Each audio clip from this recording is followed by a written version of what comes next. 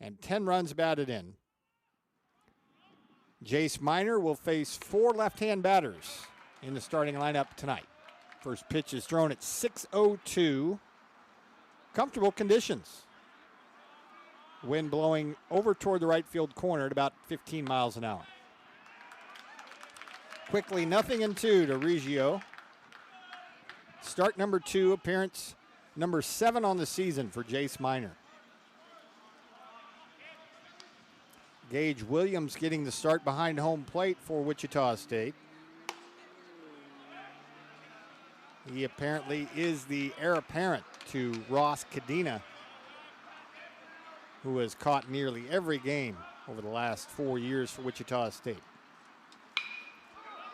Little roller to the right side. Jordan Rogers playing first base tonight. Will take it himself, and that's how we start here at X Stadium. Jace Miner against Kansas had some first inning troubles and then settled down before running out of gas in the 5th inning. He will try to at least reverse course and start off with a good first inning against the nationally ranked Oklahoma State Cowboys. They are in the top 10 in virtually every poll. And you baseball fans know that there are quite a few of those. Cut on and missed by Zach Earhart. Fellow freshman, like Reggio, comes in hitting .304. Oklahoma State is as high as number 4 in Baseball America, number 5 in perfect game, 6 in D1 baseball, 7 in the Writers Association poll, and the USA Today coaches poll. They're also number 10 in collegiate baseball. Any way you slice it, Oklahoma State, very good again this year. After 2 quick strikes, Miner tried to sneak a fastball past Zach Earhart. 13 runs batted in, 31 hits for the freshman center fielder.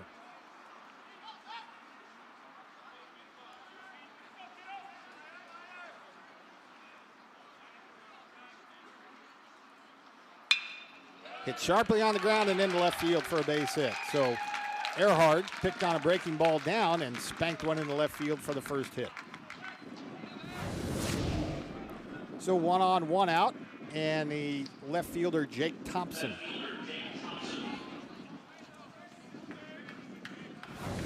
Thompson comes in hitting .346, tied for the team lead in home runs with 4. He leads the Pokes with 27 runs batted in.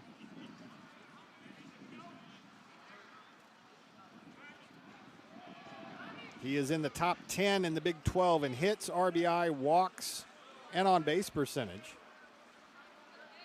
And considering there's no shortage of former big leaguers and lineage in the Oklahoma State dugout, his head coach has heaped some pretty high praise on him. Picked to first, and it's over the head of Rogers after Earhart was going on first movement, and he'll make it all the way to third without a play.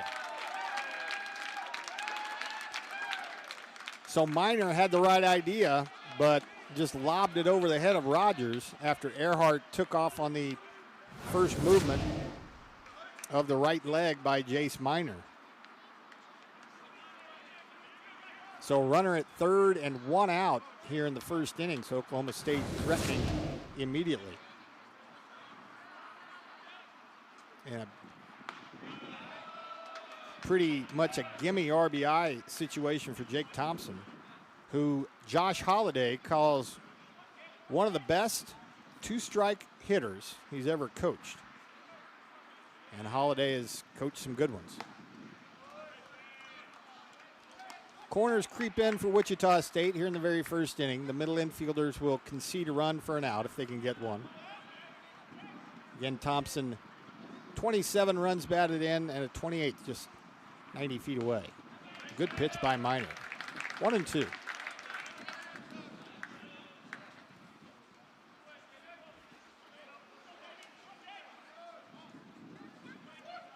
Miner's come out throwing strikes. That was a bit of an issue against Kansas where he walked 3, and that one just missed.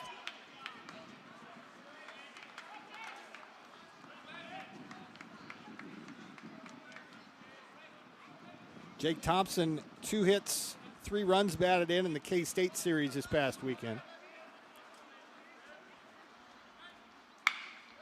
And that's going to mean a run. Rodden takes care of Thompson, but it's 1-0 Cowboys.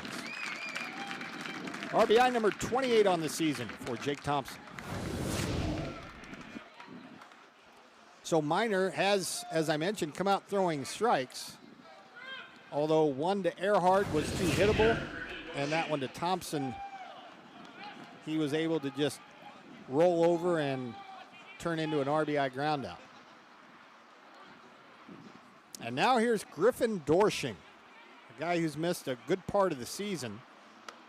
He started the year as the first baseman for OSU. He pinch hit this past weekend against Kansas State. But the start tonight is only his 6th. He is 8 for 20, including 4 doubles, a triple, and a home run in his 20 at-bats. He's slugging .850, but he's barely played.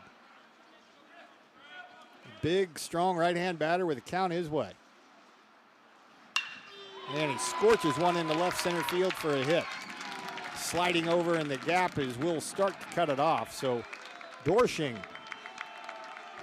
scorches one into left center field.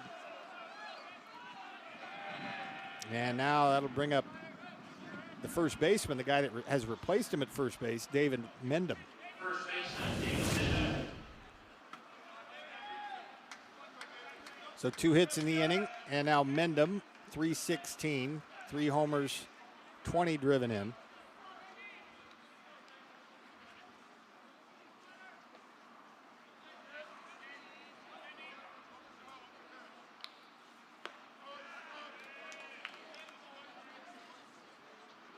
Mendham had a 3-hit game on Sunday against Kansas State.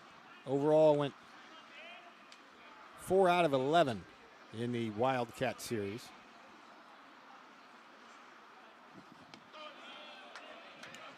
It's an Oklahoma State team that comes in with less than impressive offensive numbers, but pitching and defense is another story. Cowboys are airtight. And they started the season winning 2 out of 3 against then number 1 Vanderbilt. So Oklahoma State most certainly a candidate for Omaha this year.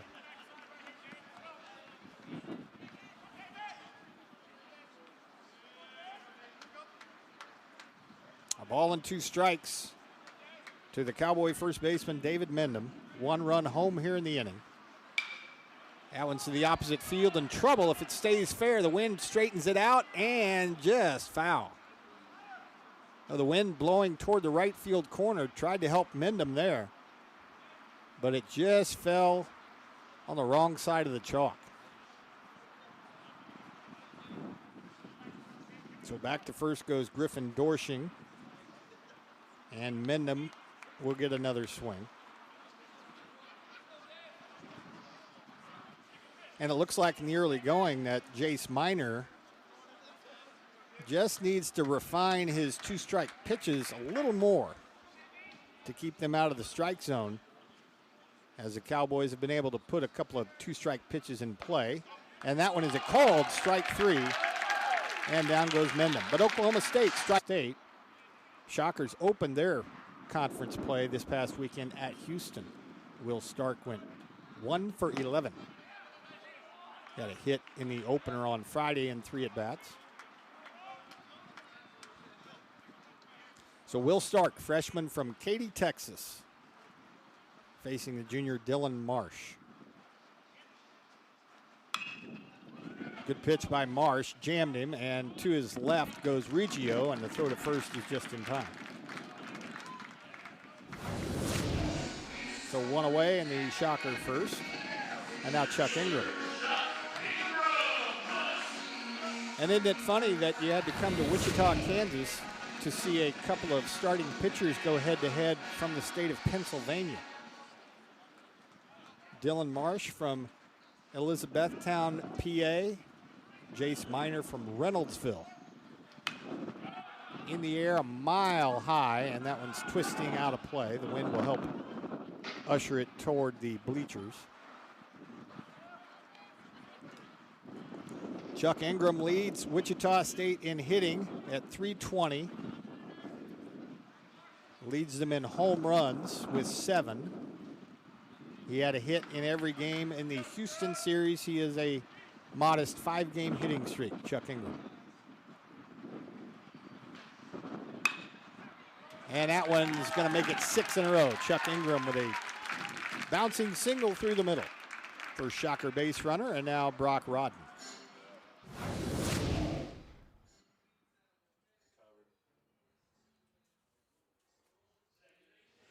So Rodden, switch hitter up there from the right side, facing the lefty Dylan Marsh.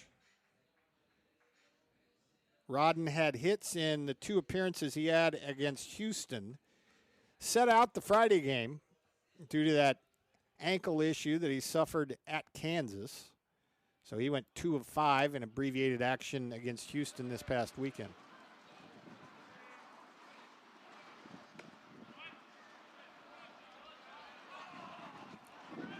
Dylan Marsh, longest outing this year, 4 innings in a start against Missouri State. And he had an outing against Arizona State that basically has ruined his season numbers. 2/3 an inning, 2 earned runs, 3 walks, and 4 hits against Sun Devils. But he's been pretty good in the other 5 outings besides the one in Tempe on March 2nd.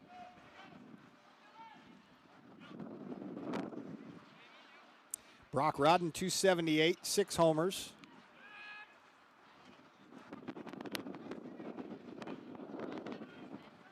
Rodden hit 2 home runs in a weekend series against New Mexico 3 weekends ago. He's ahead in the count 2-0 after Ingram's 1-out single to center.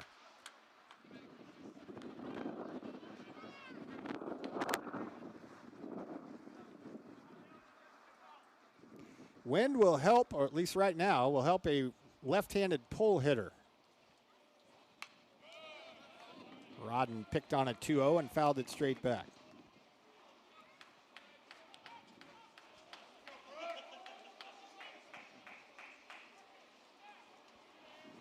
These 2 teams will meet next week in Stillwater.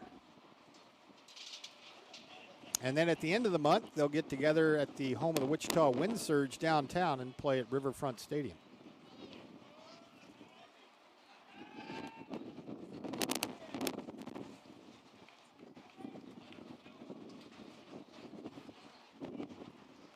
Dylan Marsh so far this year has only had 1 successful base stealer against him. He showed a pretty good move there against Chuck Ingram over at first. He's got a good lead. And that fastball wanders outside. It's 3-1.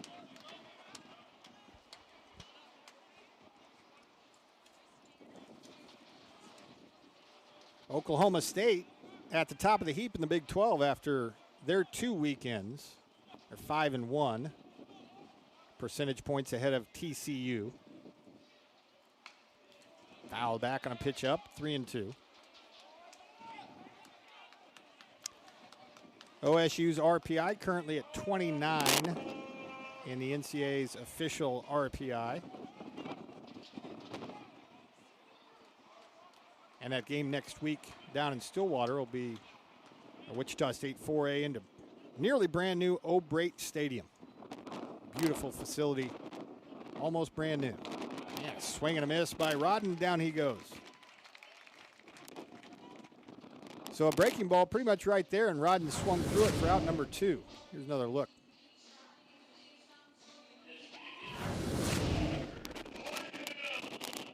That'll bring up Sawyer Thornhill, first-year player in the program, like Brock Rodden. Like Rodden, spent time at junior college before coming here. Thornhill 301, 16 runs batted in.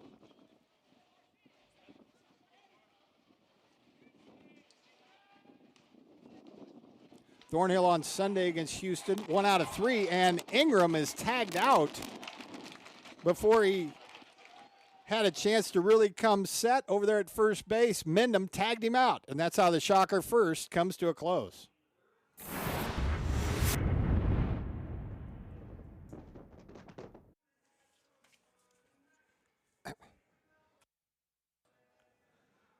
Dylan Marsh will get credited with a pickoff, but that's pretty slick over there by the first baseman Mendham, who as soon as he caught it, went through the motions like he was throwing the ball back to the pitcher, and Chuck Ingram saw that out of the corner of his eye, so he took his hand off the bag, and that got him picked.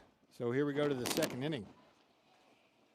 Nolan McLean will lead it off, two-way player for Oklahoma State. 6, 7, and 8 in the Cowboy order here in the second.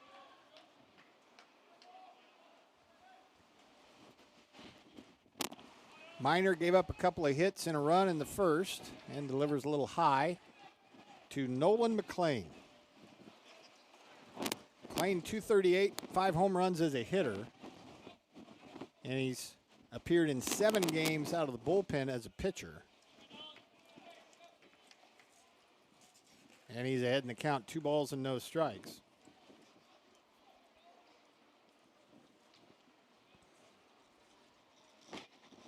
And he threw one right on by McLean. Miner did, 2-1.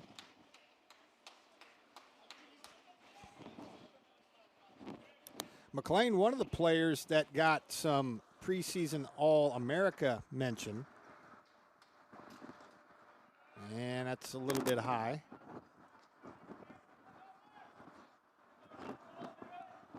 He leads the team in home runs, second in doubles. And he also has 15 strikeouts in 8 innings pitched on the mound, and he rams one into right center field. Ingram over to cut it off, and that will hold McLean to a long single. So McLean got the count his way. Shortstop, Marcus Brown. And he's the leadoff man on base here in the second. McLean, by the way, third team honors preseason from D1Baseball.com as far as All-America mention. Now Marcus Brown, 247 hitter.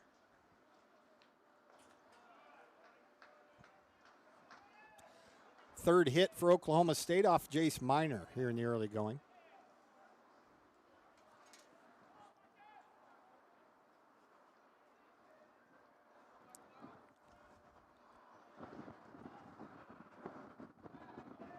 OSU, speaking of the preseason, picked to finish second in the Big 12 behind Texas. McLean, Jake Thompson, and Justin Campbell, one of their starting pitchers, picked on the all-league first team. Stark battling the wind, makes that catch, one away. So Brown is out.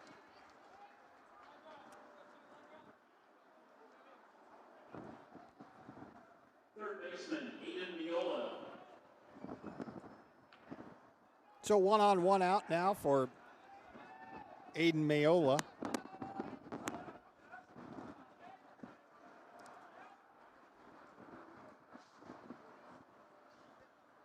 Mayola, one of 4 freshmen in the starting lineup, and he was right on a fastball and fouled it back to the net. This is Mayola's third start. He is 3 for 10.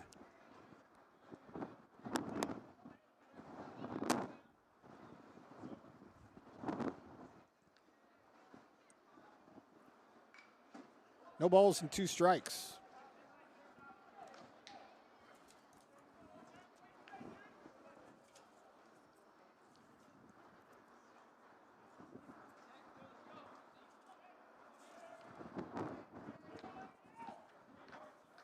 Mayola started at DH in one of the games against Kansas State, went 0 for 2. And it's 1 ball and 2 strikes from Jace Miner.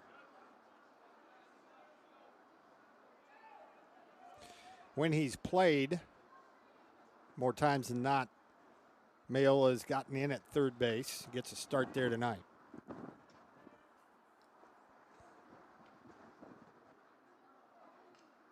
And he just barely stays alive. Foul tipped it at home plate.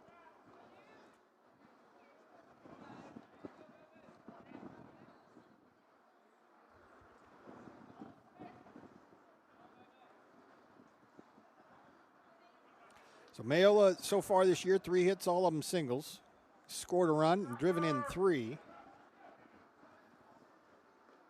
And that was behind him, and Gage Williams somehow caught it. So 2-2, as that was meant to be inside, and that certainly did the trick. Ian Doherty, freshman catcher, waiting next.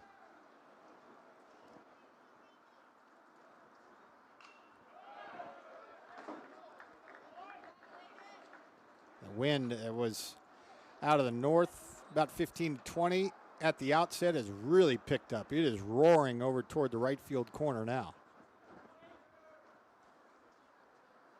Lights, of course, been on pretty much all afternoon. It's been overcast here in Wichita. That one's hit into left field. On any other day might threaten the warning track, but the wind gobbles that one up, and Will Stark takes care of the last 2 fly balls. Now here's Doherty getting his 6th start. So McLean with a leadoff single, parked at first with 2 outs now. Doherty 4 out of 20. One of the hits a double.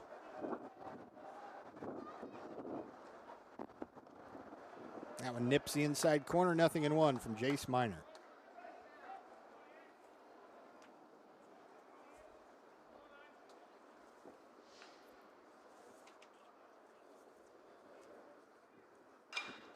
Hit hard and into right field. Having to skip rope was McLean, and that'll keep him at second base after he had to jump over the top of Doherty's blur to right field. Good piece of hitting by Ian Doherty, a guy that hadn't gotten that many chances, so now that turns the order back over for Rock Reggio. Reggio hit a little roller to the first baseman his first time up there.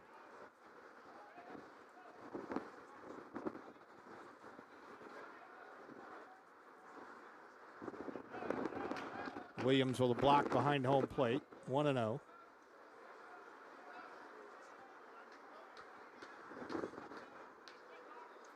Rock Reggio was selected as the preseason freshman of the year. He's a native of Simi Valley, California. 2 on, 2 out in the Cowboys' second, and he's crowded with a fastball, 2-0.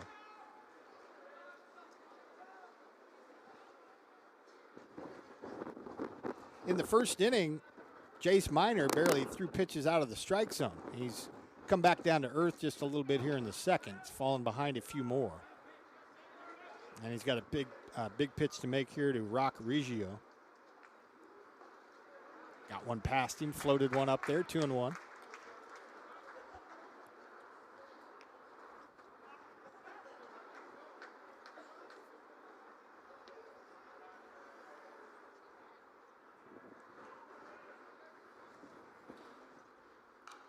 Two balls and 2 strikes, so Miner gets back in the count with a couple of breaking balls.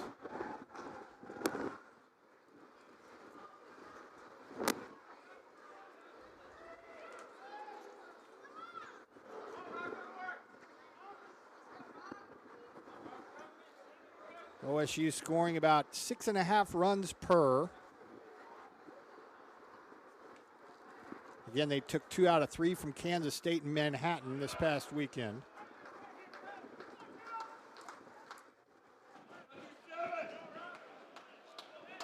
They won 3 fairly low-scoring games against Kansas at home to open Big 12 play. Scored 20 runs against K-State in the first 2 wins, but only 2 on Sunday. 3-2 the count to Rock Reggio.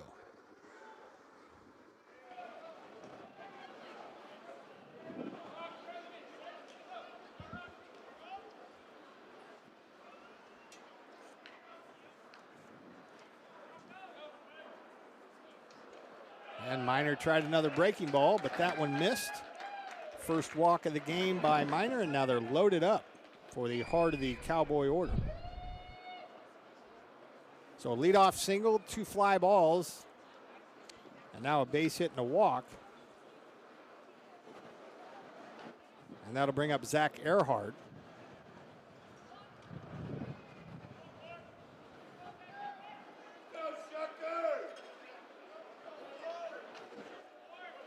Center fielder, Zach Earhart. Earhart comes in third on the team in hitting. 8 multi-hit games, just a freshman. So even though Riggio stole some of the preseason headlines, Earhart has been just as good as any. And he's ahead in the count 1-0. Earhart, a base hit and a run scored his first time up there. He boosted his average to .311. And he is a .600 hitter this year with the bases loaded. He didn't let Miner get one to the glove there. He fouled it back over the net.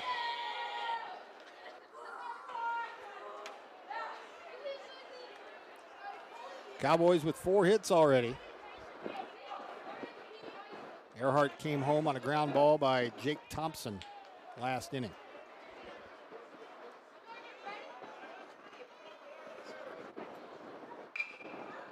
In the air right side, Wynn's going to push this one out of play. It's 1 ball and 2 strikes to Zach Earhart.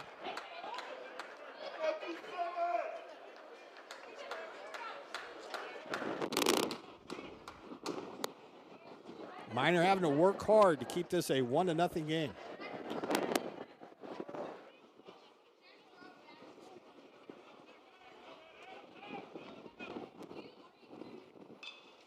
That one's in the air, foul over the roof and out of play. Mentioned Oklahoma State with no shortage of big league experience in their dugout. Can't imagine there's 2 teams that has their dugout better represented by former big leaguers than Oklahoma State and Wichita State right at the moment. That one's hit sharply at Casarilla. He's going to go the short way out there, and Miner gets out of trouble in the second.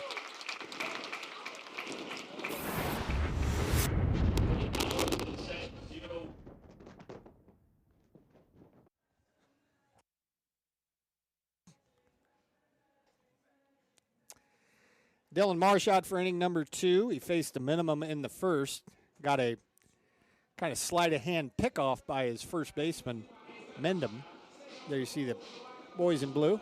Conan Strobel calling balls and strikes. Mentioned in the last half inning that both these dugouts very well represented by former big leaguers. Wichita State's head coach, Eric Wedge, former American League Manager of the Year. His pitching coach, Mike Pelfrey, pitched 12 years in the big leagues. Here's Thornhill, who was up there when Chuck Ingram was picked in the last inning. Meanwhile, Oklahoma State has Matt Holliday, Robin Ventura in its dugout. A couple of former big leaguers trying their hand at coaching. Technically, Matt Holliday, the volunteer assistant, and Robin Ventura, the student coach. So plenty of skins on the wall for both these coaching staffs. Well-placed fastball, 1-2. Dylan Marsh pitched around a 1-out single by Chuck Ingram in the last half inning.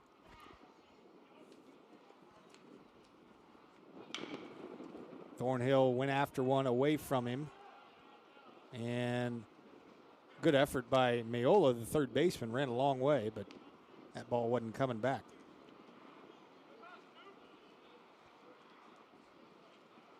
So Dylan Marsh twice this year has gone 3 innings. One as a starter, one as a reliever. And that Missouri State start on the 8th was his longest. 4 innings, struck out 7.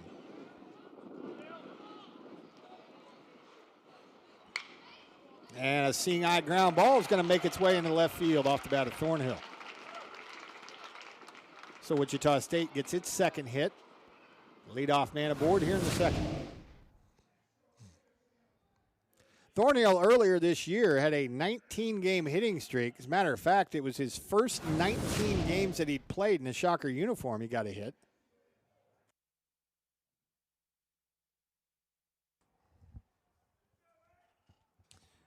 So now the emerging Xavier Casarilla is starting to find the range a little offensively in his freshman season. Got off to a really slow start. Really, the first month, he had a hard time buying a hit. Casarilla with 3 home runs and 7 driven in now.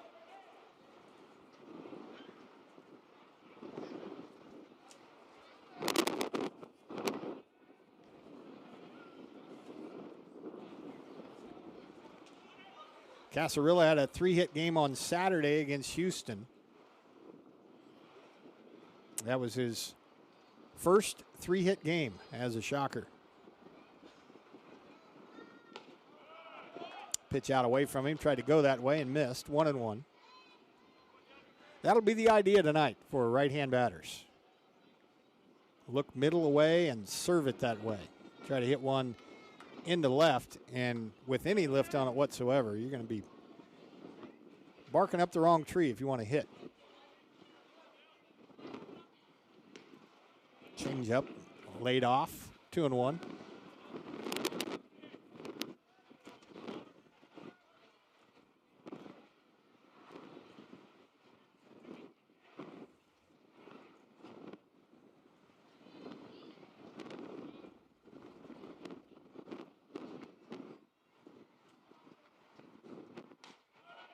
Two and two. Thornhill will run occasionally for Wichita State.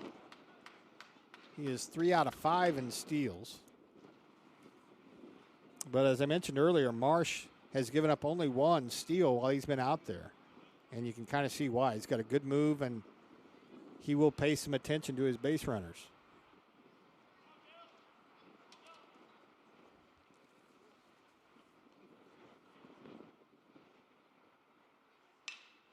In the air to right field, got the right idea. Back goes McLean, still going back, and he's not going to get it. Got up in the jet stream, and that's going to be a double for Casarilla. Stopping at third is Sawyer Thornhill. So a perfect example of hitting to the conditions tonight. Xavier Casarilla just lofted one to right field, and Mother Nature did the rest. Casarilla with double number 3, and now Seth Stroh. Stroh comes in at 237. He had a home run this past weekend against Houston. He's 9 out of 38. 2 long balls, 6 driven in. Golden opportunity for Wichita State.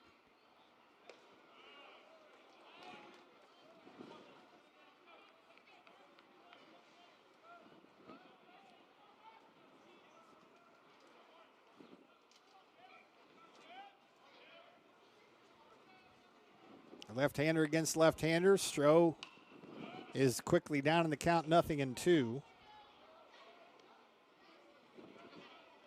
Marsh got a strikeout in the first inning. He could certainly use one here, and he has gotten Stroh by the neck, 0-2.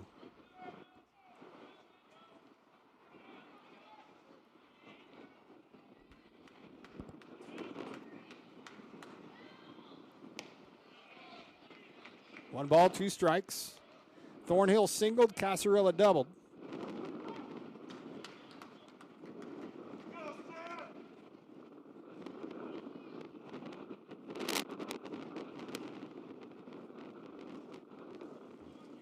Oklahoma State with a run in the first. Shockers trying to counter here in the second. And Stroh down swinging. Big first out, and now Gage Williams.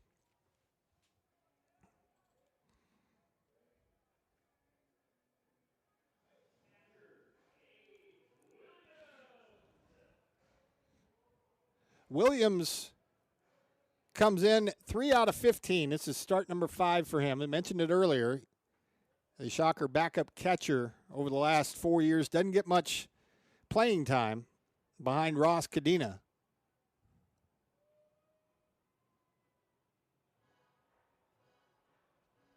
And now Doherty, the catcher, has a brief word with his pitcher, Dylan Marsh. And I don't even need to tell you how much that wind is really roaring in from the north.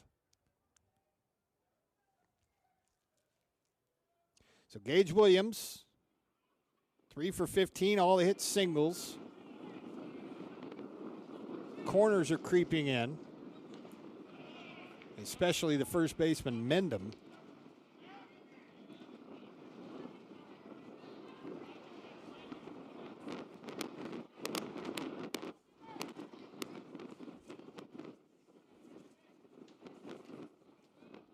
Long look in by Dylan Marsh. Now he's got the sign he wants. And Williams with a good hack. It's 1-1. Gage Williams got an at bat a week ago against Kansas. Cadena caught all 3 games against Houston.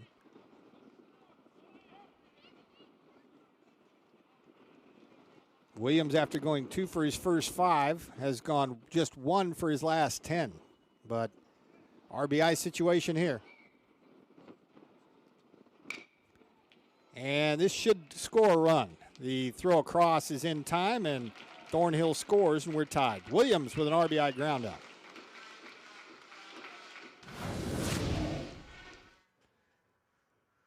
Thornhill was off with a crack of the bat, so the contact play apparently was on. And he scores without a play. Staying put is Casarilla.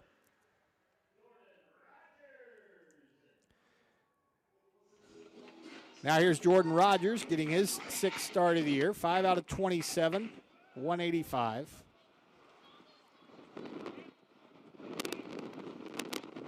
And Rogers is looking for his first run batted in.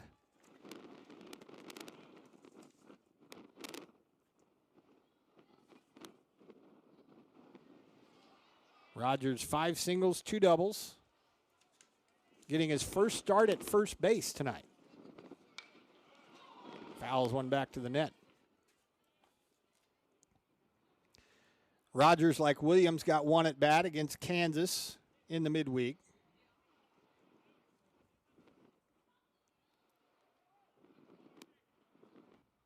Shockers, thanks to Garrett Kosis' hamstring injury in late February, had a myriad of first basemen through the first third of the season. That's a rocket into center field, and that should score Casarilla. The throw is offline. Rogers down to second, and Wichita State has taken a 2-1 lead. Rogers with his first run batted in, a bullet into center field.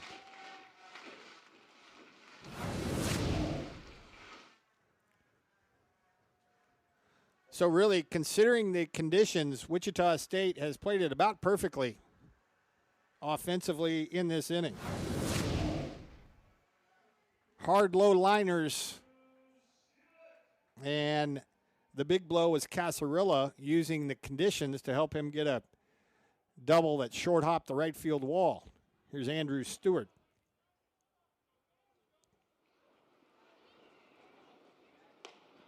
So it'll be a single for Rogers, first RBI of the year, advancing to second on the throw home.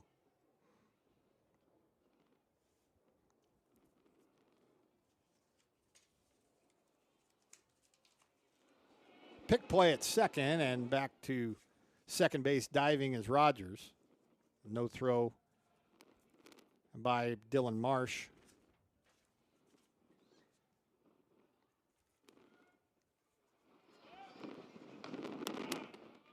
Before the Shockers went to KU last week, they had a long homestand, and Andrew Stewart really got well offensively here. Since then, though, he is 2 for his last 13 away from Eck Stadium. A little high. Laid off that one, 2-1. Wichita State with 2 runs and 3 hits here in the inning.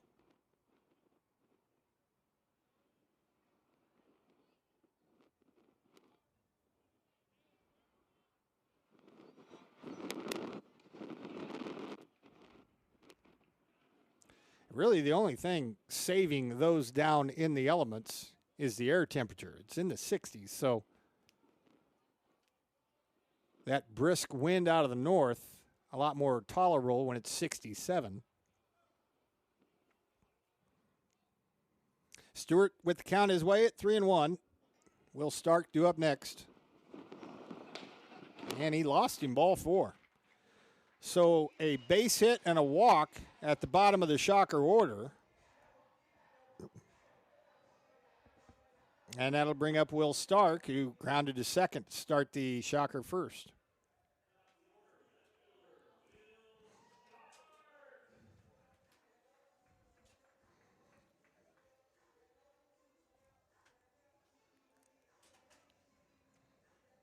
So Dylan Marsh had an easy first, but has been pitching around traffic from the start here in this inning.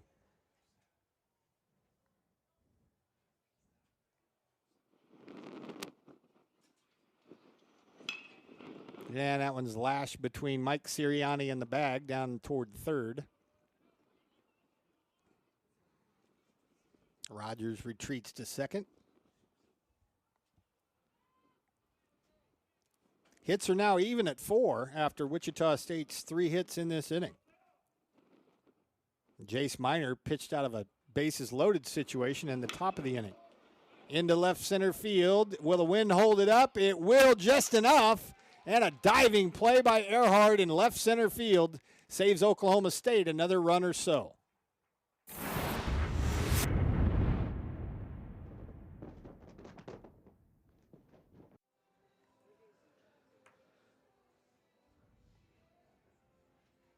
Zach Earhart had a long way to go, and the ground that he covered saved Oklahoma State a run at least,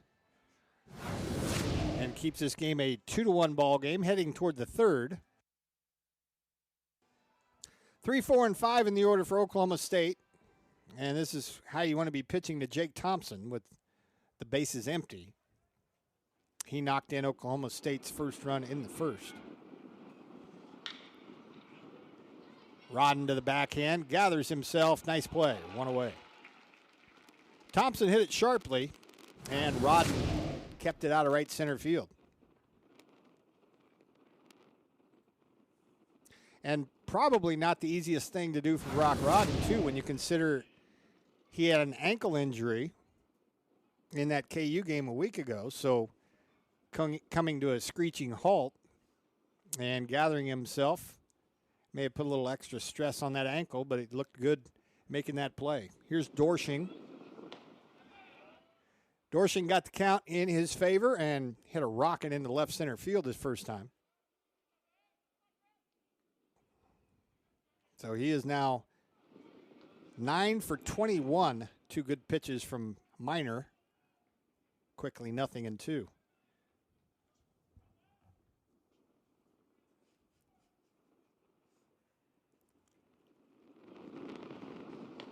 He not only cuts an imposing figure at home plate, but he may have the dew of the day if he ever takes his helmet off. He's sporting a bleach blonde mohawk.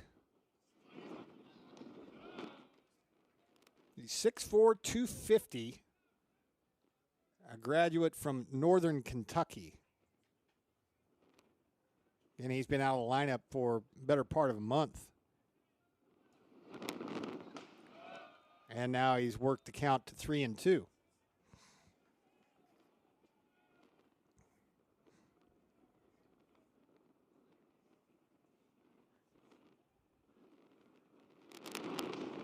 And Dorsching down on strike. So Miner came right at him with a fastball on 3-2. And good old country hardball wins out that time. Second strikeout for Jace Miner.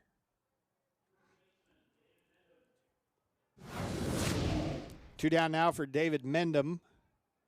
Mendham went down looking to end the first.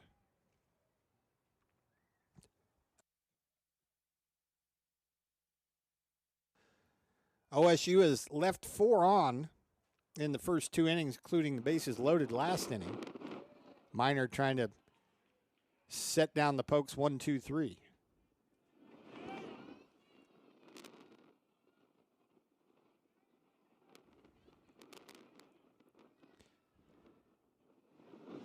Saw Mendham's OPS. He got exactly half of his hits have gone for extra bases.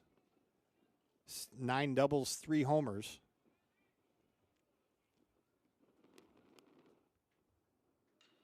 And that one's rammed into left field for hit number 5 for OSU. First hit from Mendham.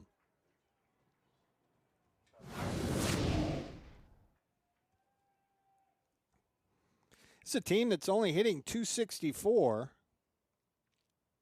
But again, they manufacture runs. And the one thing is, well, a couple of things they don't do is they don't make mistakes defensively, and they don't beat themselves very often. They can really pitch, and their defense statistically is the best in the country.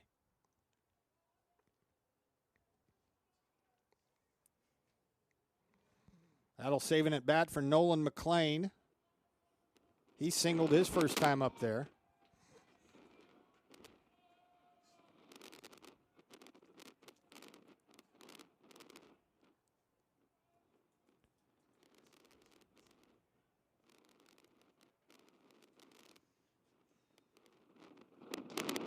And I don't know what the wind does in Pennsylvania, but if they haven't been indoctrinated to a Kansas win before tonight, Jace Miner and Dylan Marsh have gotten a rude introduction to the conditions here tonight.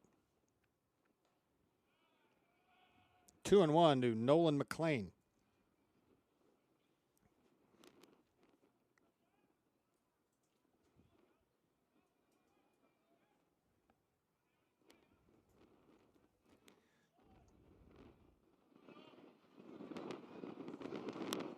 That one catches the inside corner, 2-2. No action in either bullpen, so Jace Miner, who is right around 60 pitches, will try to sew up the third inning.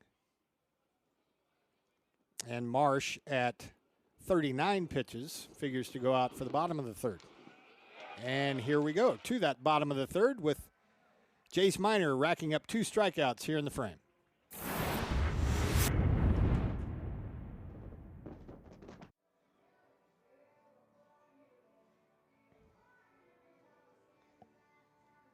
Dylan Marsh, as predicted, out for inning number 3. 39 pitches so far, 4 hits, 2 runs. He walked 1 and struck out 2. There is a little action now in the OSU bullpen, so I would guess that even if he pitches great from here on out, 3 or 4 would probably be his max. But we'll see. It's been an offensive first 2.5 innings. Teams have combined for 9 hits. 2, 3, and 4 in the shocker order here in inning number 3. Chuck Ingram to lead it off. Ingram was picked off after he singled with an out in the first.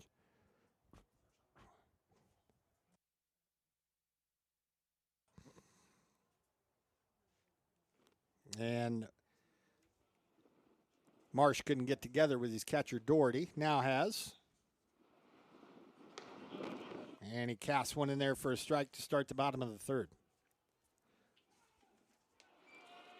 Chuck Ingram, a year ago, part-time player, 89 at-bats, hit .225. Roller to the left side. Mayola got a throw on the run and gets his man. Ingram can run, but again, this defense, if it's not over the fence or bouncing into the gap, it's going to turn into an out. And it bears repeating. Oklahoma State has made 11 errors in 28 and almost 28 and a half games.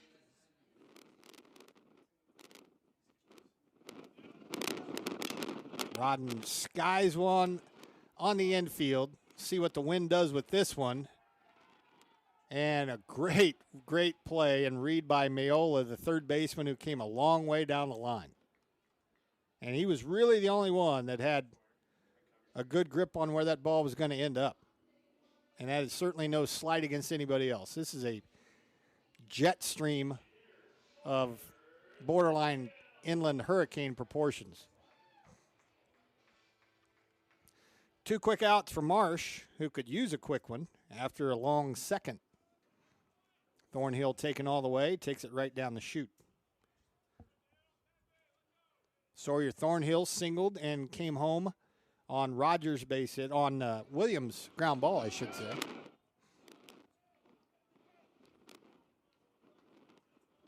Two runs on 4 hits for the Shockers, 1 run, 5 hits for the Cowboys.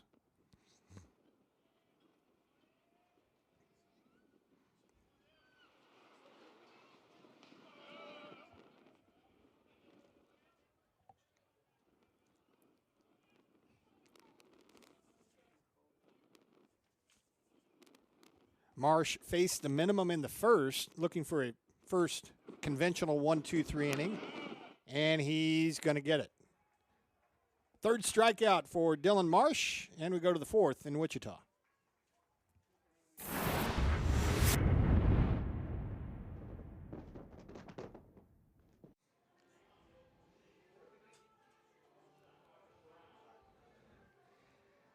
Jace Miner trying to make it 2 starts in a row, going 4 innings, or maybe better. 3 under his belt so far. He's got a 2-1 lead as he faces the lower third of the Cowboy order here in the top of the 4th inning. Marcus Brown to greet him, and he takes a head-high breaking ball. Brown, Mayola, and Doherty here in the Cowboy 4th. Cowboys led by 10th-year head coach Josh Holliday, former player in the program. Led the Cowboys to 3 Super Regionals, 1 College World Series appearance. And that one finds its way into center field as Brown sneaks it past the diving Brock Rodden.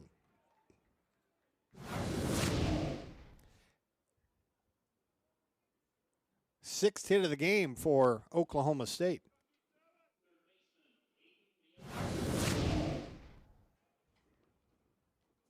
Fortunately for Jace Miner, all the hits have been singles so far. Mayola skied one to left his last time up there.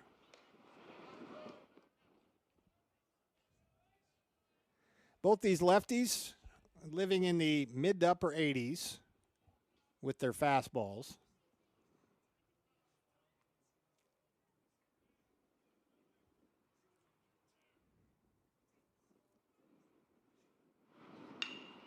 On the ground and just wide of the bag. Casarilla fields in foul territory. 0-2 to Aiden Mayola. Mentioned Matt Holliday on the staff at Oklahoma State. Josh is the older brother of the former MLB All-Star. OSU last year won 36 games, and their season came to an end in the Tucson Regional. That one's golfed to left field. Stark heading over, got a good jump. Boy, Mayola hit that ball pretty much right off the turf. So credit him for getting a barrel on it. Credit Stark for tracking that and running it down.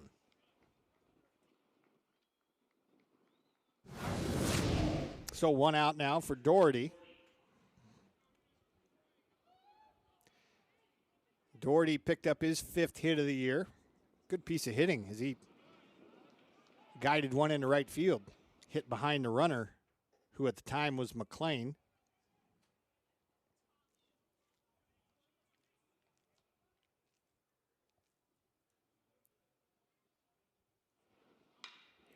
This might be 2. Taylor made 4, 6, and 3 double plays. Still in the midst of his 4th inning.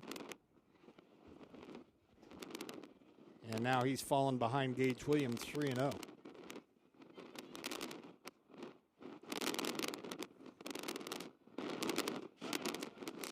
Piped one in there, 3-1.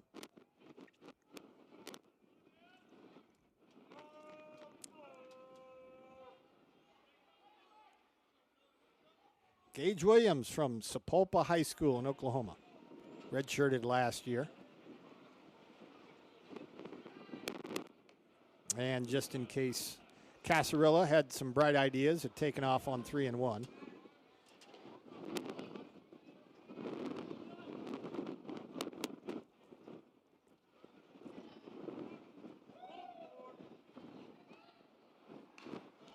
Fouled back to the screen. And if ever there was a tutorial hitting-wise when it comes to weather conditions, it would be tonight for a right-hand batter. Because with the wind knocking everything down, hit into the air, the left side, this should put in the back of every right-hand hitter's head. Let the ball travel tonight. See it that extra instant and try to hit it back up the middle. And just as I say that, Williams golfs one into left center for a base hit. Over to cut it off is Earhart. Nice play on the short hop to keep Casarilla at second base. So Williams stings one into left center field. The Shockers back in business here in the fourth. Williams went after a pitch down, and actually Earhart got to that ball before it took another short hop. So now here's Rogers. RBI single his last time up there.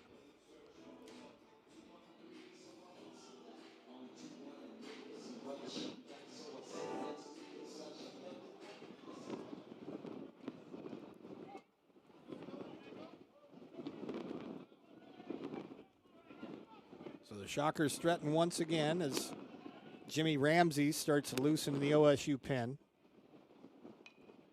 And Rogers tried to bunt his way on and hit a BB into the net.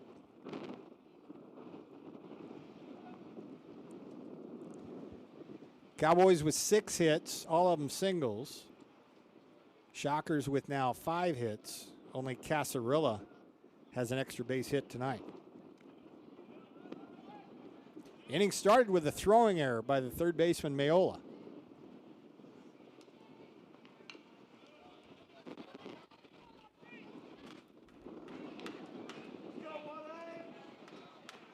When you lead the nation in fielding percentage, you don't give up many unearned runs. And in the first 28 games, as proof of that, Oklahoma State has surrendered 6 unearned runs in 28 games. Rogers trying to make it 7. And he fouled one back, got another pitch up to his liking, but couldn't do anything with it.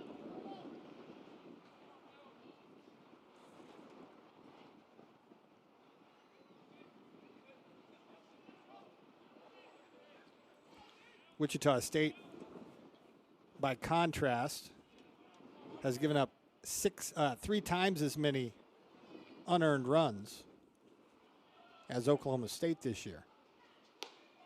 Just missed. Breaking ball didn't quite come around or come down enough. 1-2.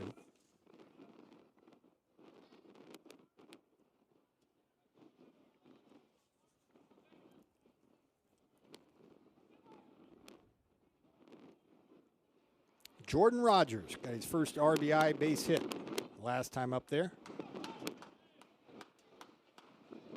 Hanging on for dear life right now with the count 1-2.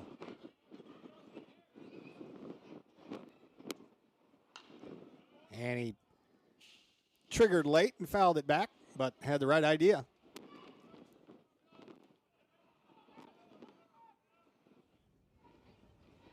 Casarilla reached on a throwing error. Stroh struck out. Williams singled to center.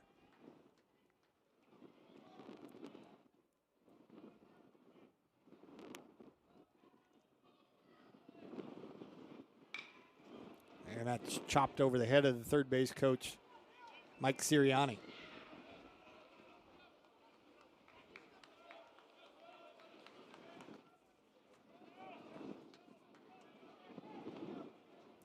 Oklahoma State, 46 NCAA regionals, 20 College World Series appearances. And these two programs, no strangers to one another in the 80s and 90s, battling for supremacy. Hit hard, but right at Mayola. He's got a chance for a redeemer. 5-4, and that one's thrown off the facing of the dugout. A run's going to try to score, and he will. So Oklahoma State getting loose with the ball here in the fourth inning. And Casarilla scores. So Rogers hits into a fielder's choice.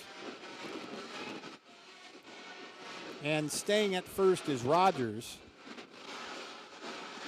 And I think that's going to be a throwing error on the shortstop, Brown, to allow Casarilla to score. And it will be 2 errors in the inning. And Casarilla benefited from both. So it's now 3-1. And now Andrew Stewart. Ball got far enough away where Casarilla was able to score from third, but didn't ricochet in a fashion that Jordan Rogers would have liked to try to go down to second base. But Shockers will take the unearned run.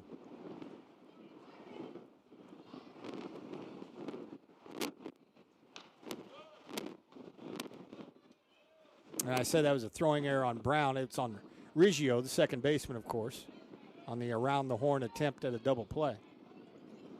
So E5, E4. The Shockers lead 3-1.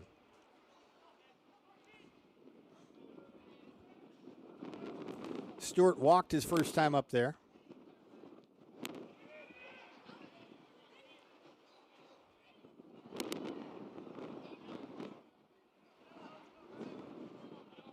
That error by Riggio is his first of the year. But unlike Mayola, he is an everyday player. This is his 26th start. And that's his first error of the year. High strike, 2-2.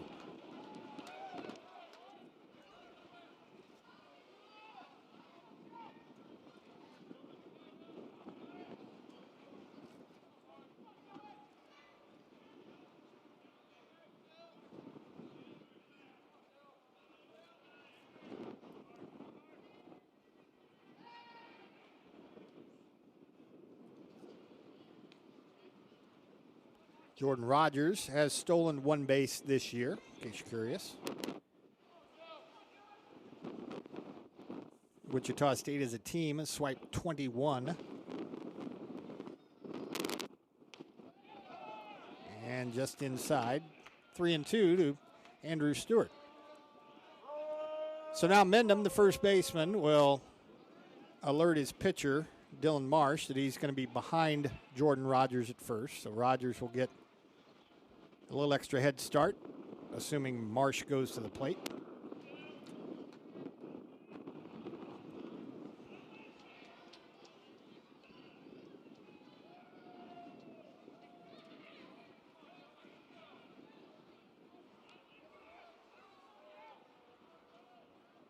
Marsh throws his 70th pitch, and it's laced into right field for a hit. And Rogers, with that extra head start, will make it to third without a play. And the throw in from right field, McLean wasn't the best either, and Brown had to battle that ball to the death. So Stewart with a single to right field.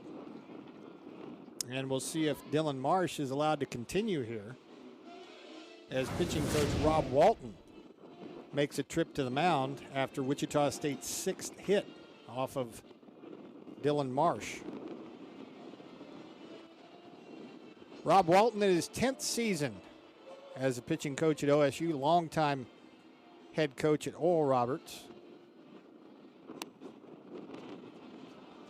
And there you see Jimmy Ramsey down in the right field bullpen.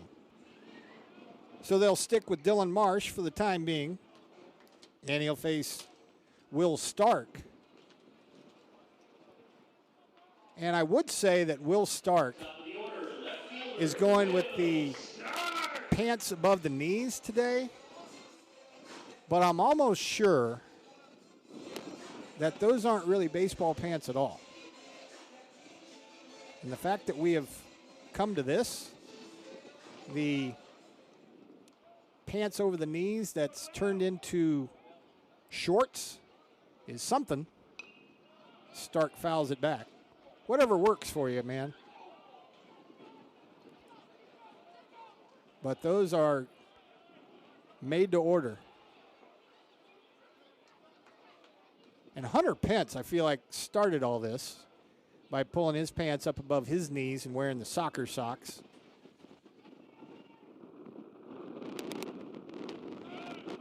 And it's quickly 0-2. So the Shockers with 1 run home in the inning, threatening for at least one more. Will Stark tries to plate Jordan Rogers. 2 outs and 2 strikes.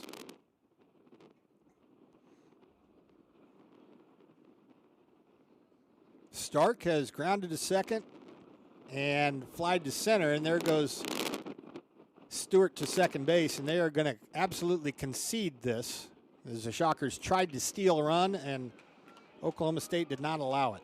They didn't pay one bit of attention to Andrew Stewart, who took off and walked the last 10 steps to second base. So now a base hit might mean 2 for Wichita State here.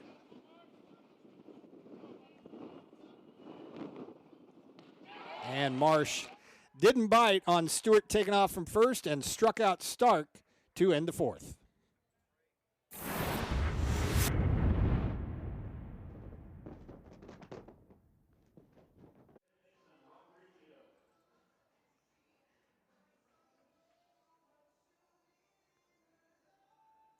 Third time through the order for Jace Miner. Riggio, Earhart, Thompson here in inning number 5. Riggio 0 for 1 with a walk. And for the second time tonight, Miner has tossed a pitch behind a batter. That was pitch number 71 for Jace Miner, backing up his 4 innings a week ago against Kansas in Lawrence with 4 more tonight. That one's rifled fair down the right field line. Extra bases for Riggio. Around first and on his way to second, he'll settle for a leadoff double for the Cowboys. Hit number 7 for the Pokes. And now the tying run will come to the plate here in the 5th. First extra base hit for Oklahoma State.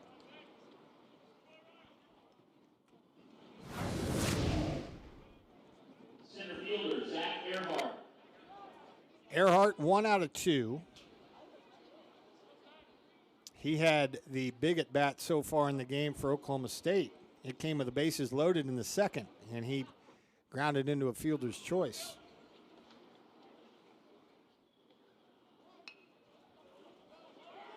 Miner's only played at first, and that was an unproductive bunt. Wow. Riggio stayed at second. Earhart's out. So that play goes 1-3. And no sacrifice, no nothing. Now Thompson. And that allows Jace Miner to establish a career high in innings pitched in a game. That's 4 1/3. Thompson is twice grounded to second.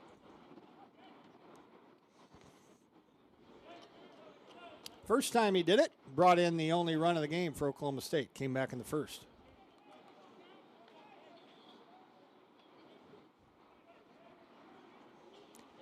Thompson's RBI is 28th.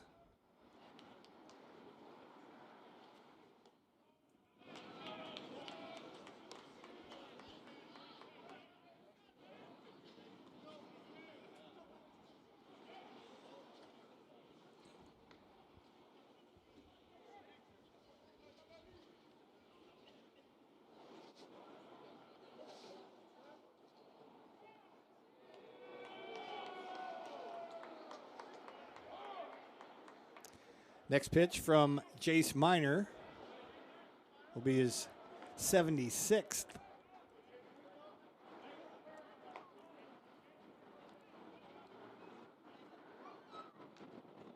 1 ball and 2 strikes. Again, he gave up 3 runs against Kansas in the first and Lawrence last week. Gave up only 1 run against Oklahoma State here in the first tonight.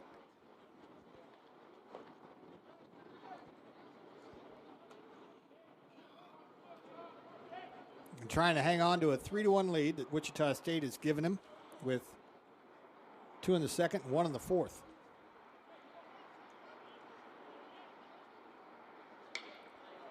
In the air, left center. The wind's going to blow it over to Ingram in center.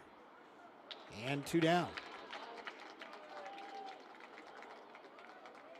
And now to bring up Griffin Dorsching. Dorsching a hit and a strikeout. And we'll see if Jace Miner can pitch around that leadoff double.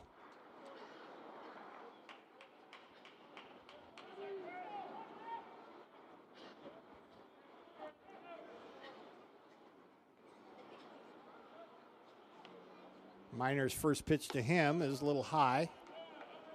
Fastball at 90 miles an hour. That's about as hard as either one of these pitchers have thrown one tonight. Adam Kettleson, it looks like, is loosening in the shocker pin.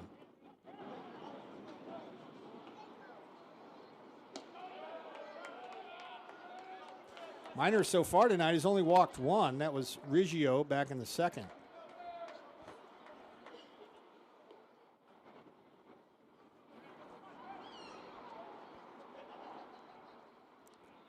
Dangerous pitch coming to Dorsching, even with the conditions the way they are.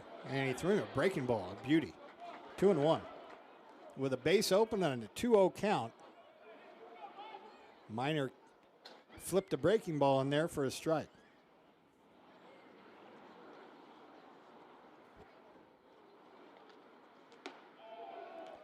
And the fastball command maybe starting to leave Jace Miner just a bit here in the fifth inning. David Mendham would be next.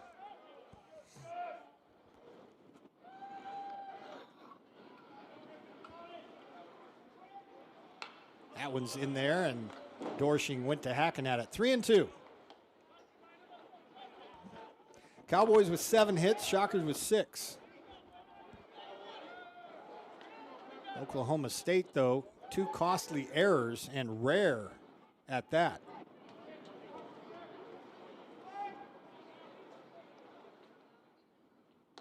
And a swing and a miss, and Jace Miner strikes out his 4th and makes it 2. First 3 outings this year were scoreless. So Jimmy Ramsey, like looking up the side of a mountain, and he throws a breaking ball that had Chuck Ingram giving ground. Ingram at 1 out of 2.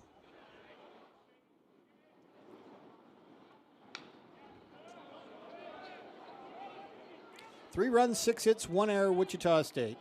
1 run, 7 hits, 2 errors for Oklahoma State.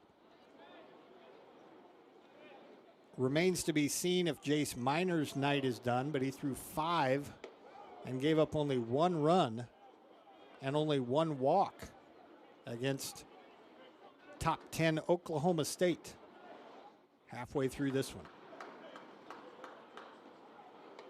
And a swing and a miss as Ramsey takes care of Ingram.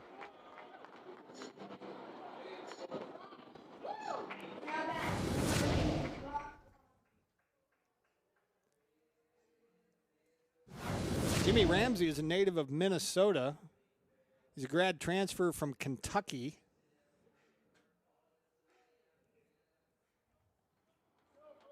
And now Rodden turns around and bats left-handed. Takes a heater at 93 upstairs. Brock Rodden is struck out and fouled out.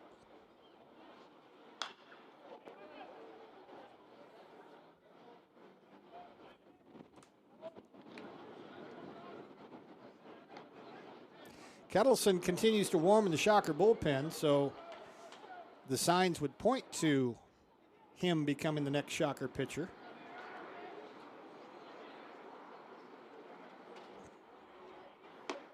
And it would appear that this game will be in the hands of the bullpens now.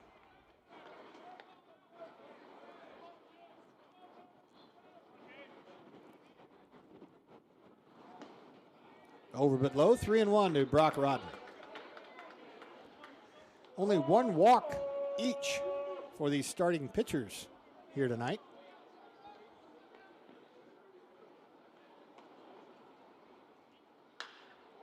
And that one's hit a mile in the air to center field. Earhart circling around it, now has to come in, and the second baseman, Riggio, out nearly to the logo in center. That can't be an easy play for him, but you don't see pop-ups to the second baseman that far out in the outfield very often, but that was nicely played. And I'm not sure that Earhart was going to make that catch, so it's good thing that Riggio was out there. Here's Thornhill. Sawyer Thornhill, 1 out of 2. Strikeout victim his last time.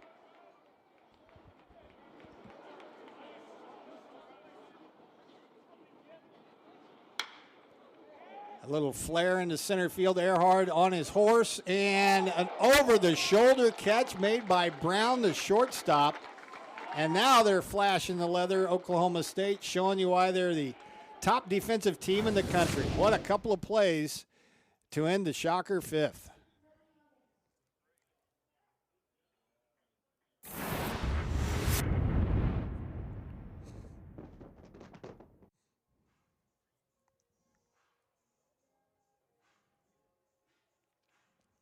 It's been a week, but Adam Kettleson makes his way back into a Shocker game, appearing for the 8th time this year.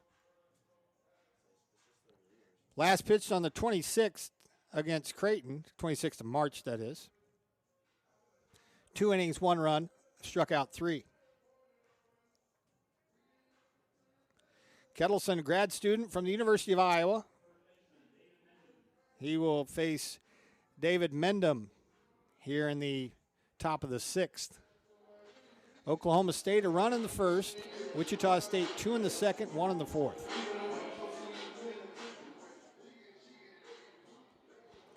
Mendham, McLean, and Brown, the scheduled hitters for Oklahoma State. Kettleson guides that one in there for a called strike. Kettleson has struck out 16 and walked only 5 in 14 and a third. He's not walked a man in his last 2 outings. And that off-speed breaking pitch finds the strike zone. It's 0-2. So Jace Miner goes 5, scattered 7 hits, 1 run, 1 walk, 4 strikeouts.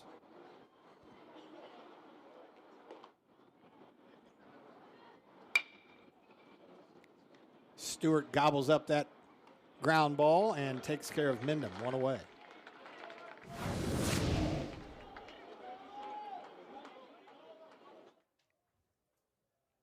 So Jace Miner, career best, 5 innings pitched and gave up only 1 run. He is in line for the win. Nolan McLean is 1 for 2.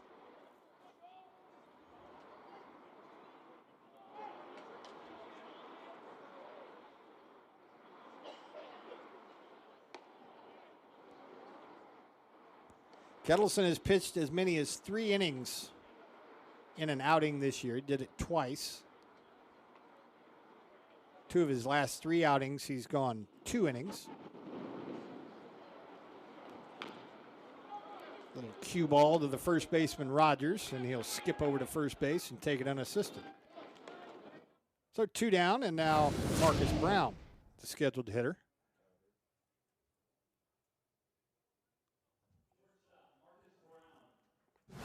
Brown has singled in 2 trips.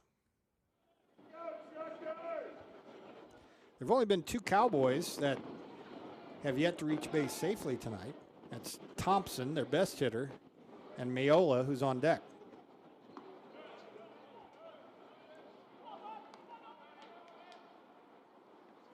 Seven hits, won by 7 different Cowboys so far tonight.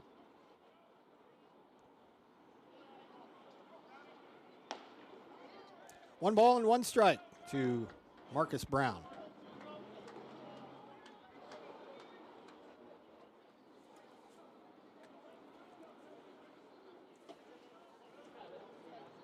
This would be, if Kettleson could get one, the first 1-2-3 inning.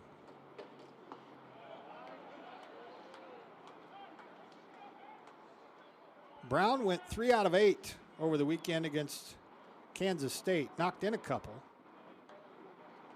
Started the last 2 games, had a 2-hit game on Saturday against the Cats. 2-2 facing Adam Kettleson here in the 6th.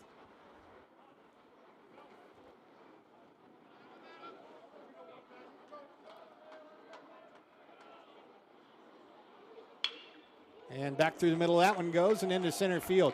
Kettleson trying to sneak a fastball past him, and Brown was ready for it. Hit it right over the top of the mound. So the 8th hit of the game for Oklahoma State goes right past Kettleson. Third baseman, Aiden Miola. And now Aiden Miola Mayola 0 for 2 tonight, 3 for 12 on the year. Again, this is his third start of the year. And Mayola, I'm sure, wants to atone for a couple of innings ago when his throwing error allowed Xavier Casarilla to reach and eventually score. One of 2 errors for Oklahoma State in that inning.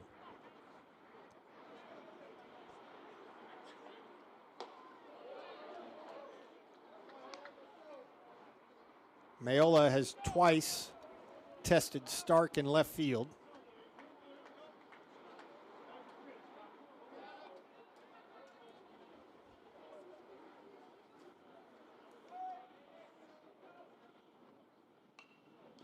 Oklahoma State, one of the rare programs that has their baseball team and softball team both ranked in the top 10. And tonight, it's Oklahoma State, Wichita State in baseball. Tomorrow night, Oklahoma State, Wichita State in softball. Softball programs have met already twice this year. This is the first of 3 between the baseball programs.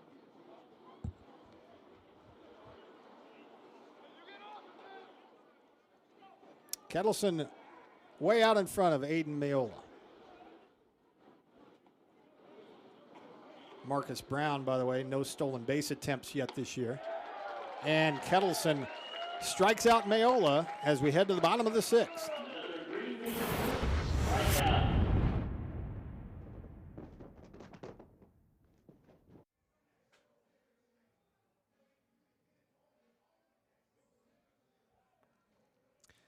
Jimmy Ramsey had a 1-2-3 fifth inning in his debut inning here tonight after Dylan Marsh went 4. So Ramsey in his 5th outing of the year will face Xavier Casarilla in his 2nd inning. Casarilla has scored 2 of the 3 shocker runs. Doubled to right, reached on an error. Shockers have actually been out hit 8-6. But Oklahoma State has stranded 7 base runners.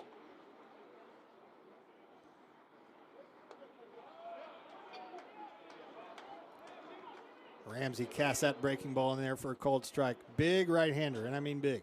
Jimmy Ramsey.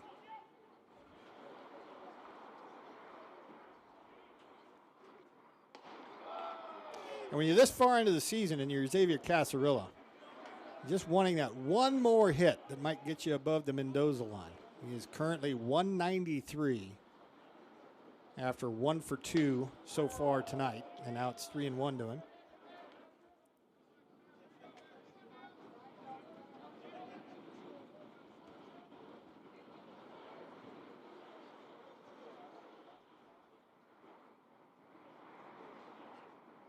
And he's a base runner here in the 6th inning. So Casarilla has reached base all 3 times. Previous 2 times, he came around to score. And now a long, slow walk to the mound for Rob Walton, pitching coach again. And this time he's going to bring the hook with him. They'll go to a left-hander after Seth Stroh has been announced. We'll see if Eric Wedge counters, as it would appear that Colton Bowman will come to the stage for Oklahoma State.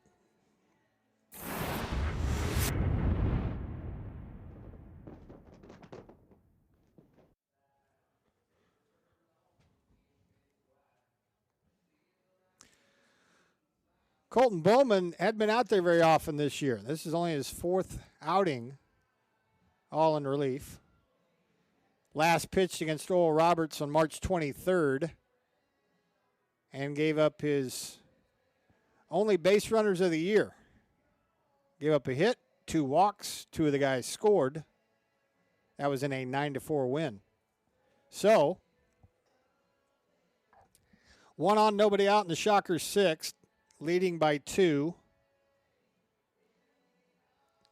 And Stroh, the announced hitter, apparently is going to hit. He struck out a pair of times against left-hander Dylan Marsh, who has since given way to Ramsey and now Bowman. So Stroh, who's come up twice with runners on and twice has struck out, trying to move Casarilla along here in the bottom of the 6th. Ramsey goes 1+, a walk and a strikeout, but Casarilla is Jimmy Ramsey's responsibility over at first. Corner's way in. Of course, first baseman holding the runner. Stroh showing bunt. Moves out of the way. Stroh showed bunt in one of his previous plate appearances here tonight. That came in the 4th inning. There you see the third baseman, Mayola, way in at third base.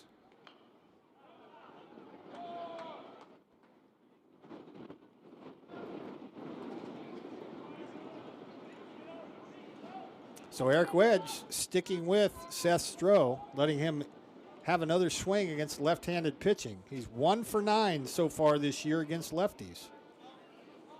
And apparently being asked to bunt, at least maybe for one more pitch. We'll see.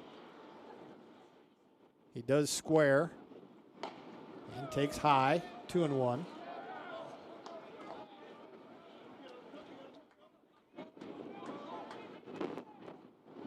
Ideally, Stroh would like to push it toward first, with the first baseman, Mendham, not having a giant head start like Mayola at third.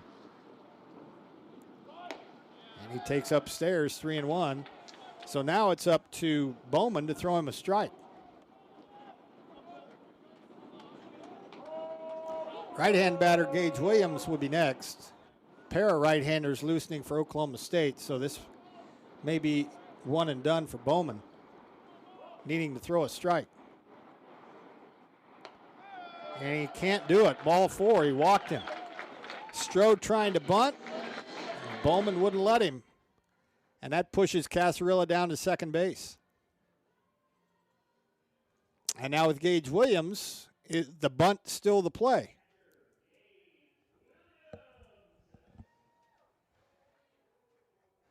And we'll see if Bowman is allowed to face him. Williams a long look down at third to Mike Sirianni. Now Doherty, the catcher, out in front of home plate, flashing defensive signals to his infielders.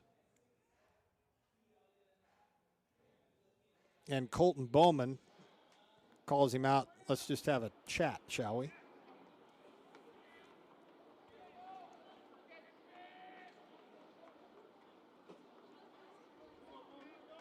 So 2 on and nobody out in the Shockers' 6th. Pair of walks to start the frame for the bottom part of the order. Williams is grounded out and singled. Didn't show bunt, took outside. And now here comes Rob Walton. And it may end up that Bowman only got the one pitch to show his pitching coach he could throw a strike. He couldn't, and that'll be that for Bowman. So he faces one, walks one, and he skies one in the air to right field. McLean circles around it, makes the catch. So Williams allowed to swing the bat, hit a lazy fly ball to right, even though that's no bargain tonight with the wind.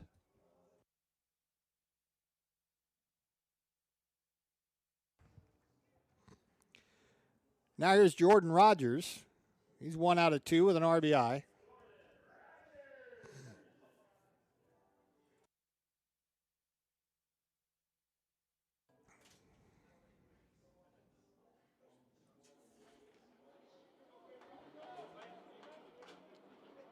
Rogers RBI single in the Shocker 2-run second. 1 ball and no strikes. That pitch apparently missed.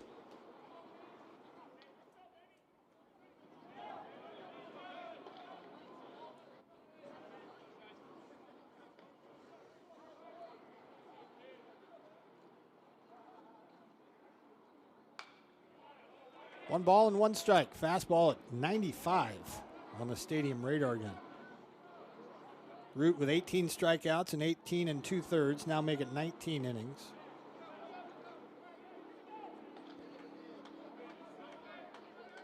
So he's a big-time swing and miss guy.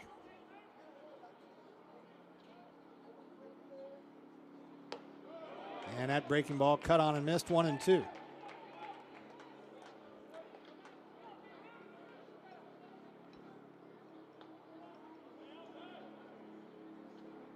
Two walks to start the inning, then a fly ball to right. Now it's 1-2 to Jordan Rogers.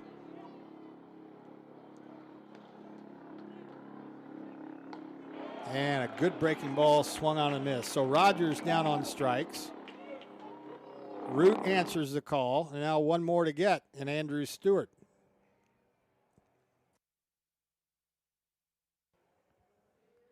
Stewart has singled and walked.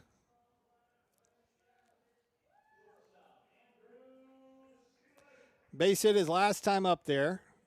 Current batting average 258.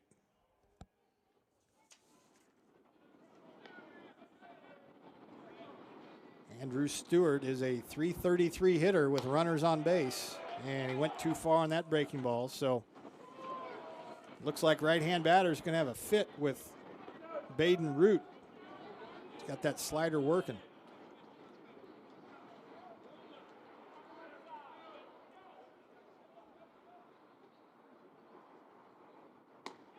And Stewart missed that one by plenty, so he's going to have to hope for a mistake here from Baden Root. And what a job this would be by Root after coming in with 2 on, nobody out, and a 1-0 count.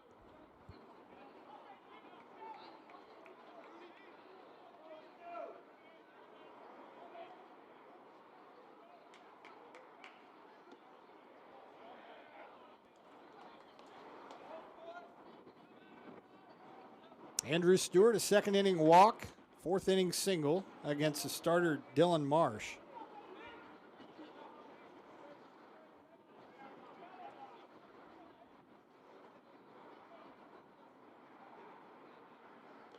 And that one's going to make it back to the screen. So the runners move up on a wild pitch by Baden Root. That's his 7th of the year. And with that breaking ball, no big surprise that he leads his staff in wild ones uncorked. So now it's 2-2 to Stewart. 2 runners in scoring position.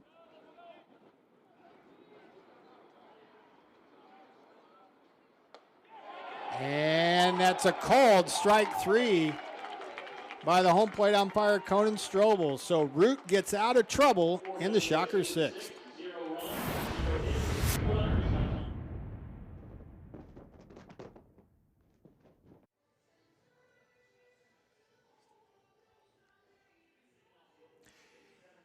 Ian Doherty to lead it off, freshman catcher for Oklahoma State, 1 out of 2. Facing Adam Kettleson for the first time in the top of the 7th inning. Cowboys have out-hit the Shockers 8-6. Pokes have made 2 errors, and Oklahoma State has been held off the board since the first inning. Kettleson worked around a 2-out single in the 6th, his only inning of work. And that fastball sails high, and that's how we start the 7th.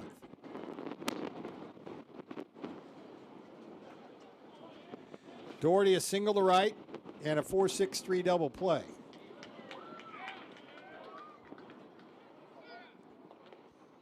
Jace Miner went the first 5. Kettleson an inning, and now Doherty here in the 7th.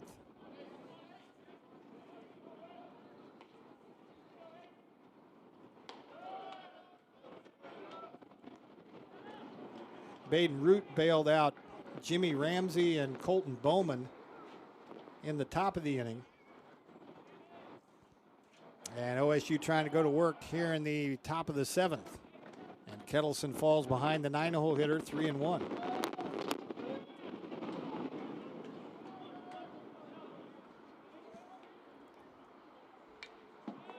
Three and 2.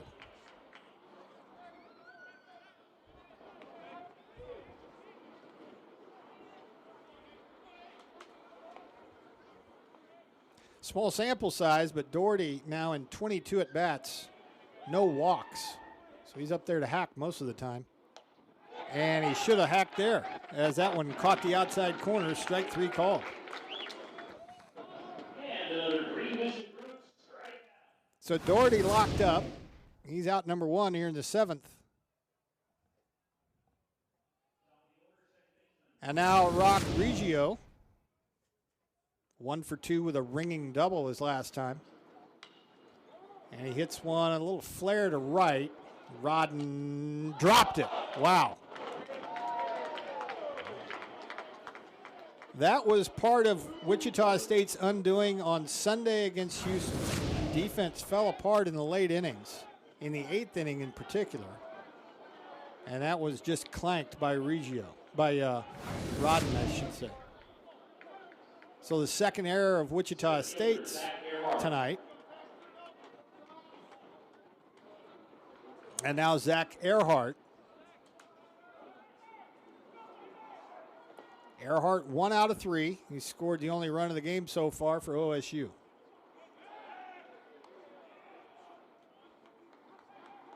Reggio, despite being the leadoff man, is only 1 for 3 stolen bases this year.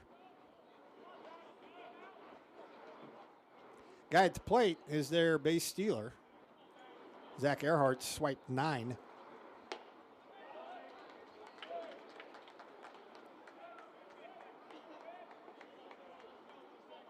Earhart singled off of Jace Minor, went to third on a throwing error, scored on Thompson's ground ball.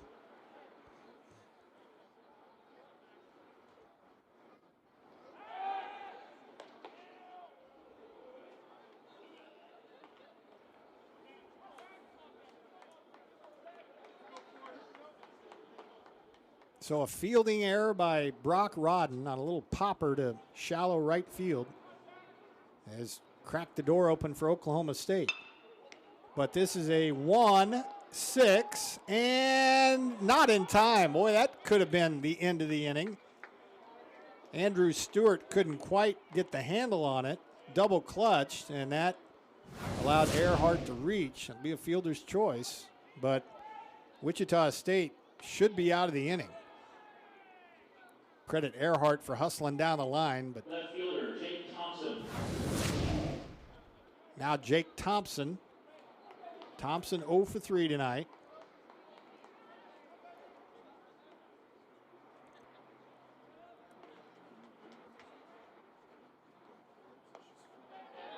It'll be interesting to see what Earhart does over there at first base. OSU down by 2. He's their leading base stealer, but Thompson's their leading RBI man. There you see Matt Holliday in the foreground, first base coach.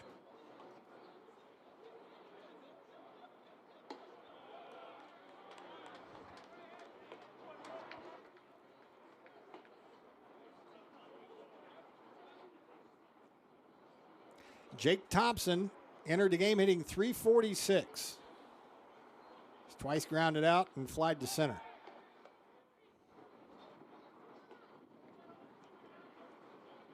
Minor actually got him out all 3 times, so he's facing Kettleson for the first time.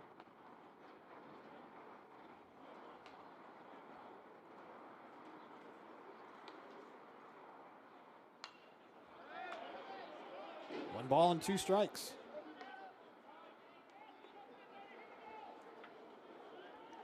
Thompson, by his head coach's admission, Josh Holliday, one of the best 2-strike hitters he's ever coached. And he's in their situation now, representing the tying run.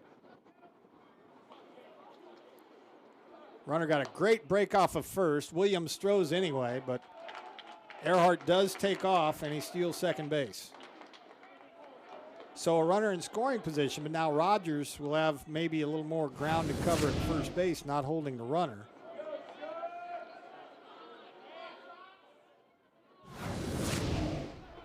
Two and 2 to Jake Thompson here in the Cowboys 7th.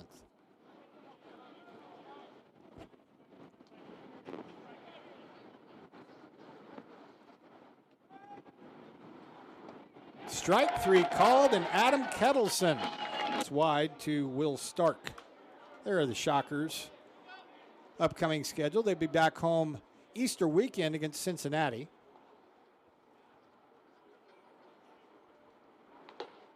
That one clips the outside corner.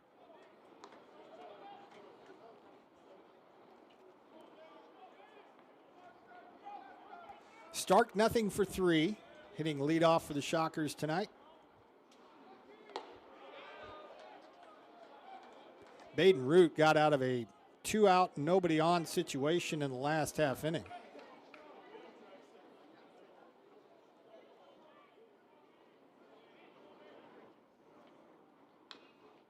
And that's pounded foul. Root came in with a 1-0 count to Gage Williams, got him to fly out, then struck out Rogers and Stewart with Casarilla and Stroh on the paths. 3 runs, 6 hits for Wichita State. 1 run, 8 hits. Both teams with 2 errors. And Stark strikes out swinging to start the bottom of the 7th.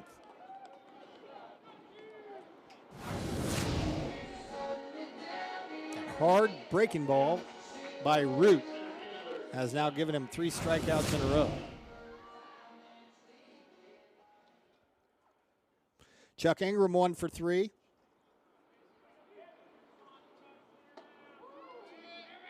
That one almost got him. That breaking ball didn't break.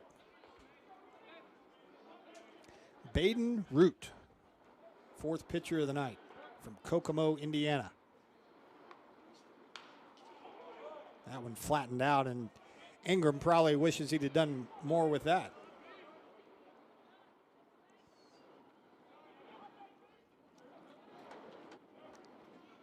Ingram singled in the first. Check swing, no swing, 2-1. Another look.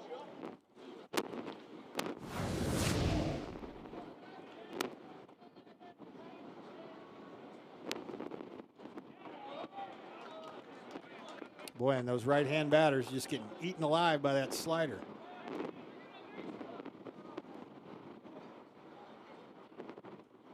Two and two to Chuck Ingram, team's home run leader with 7.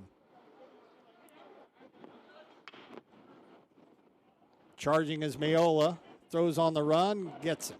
2 down.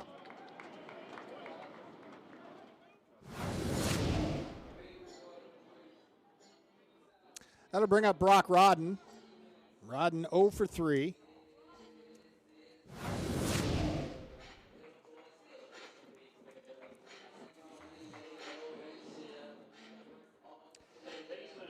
Chuck Ingram leading the team in home runs with 7. Rodden right behind him with 6.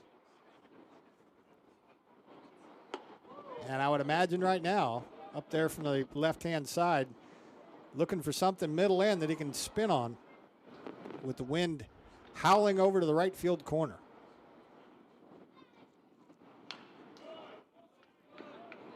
That fastball at 94, outer third. Rodden couldn't quite cover that one.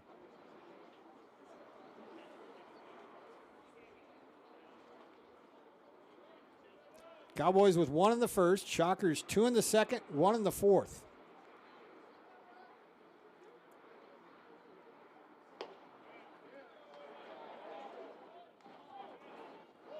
Two and 1 to Brock Rodden. Strikeout, foul out to the third baseman, and a fly ball to center field that was caught by the second baseman Reggio in shallow center field. And that's on the outside edge, 2 and 2.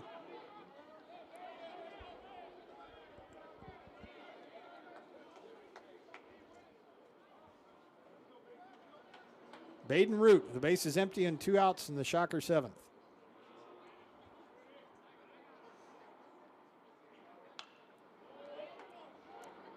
Still 2 and 2 as Rodden spoiled a breaking ball.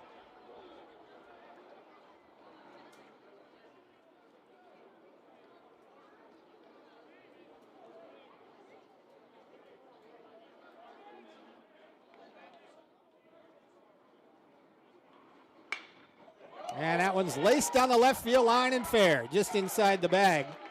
So Rodden with a 2-out base hit as it rattles around in the corner. Thompson up with it. And Rodden with a double. Saving at bat for Sawyer Thornhill.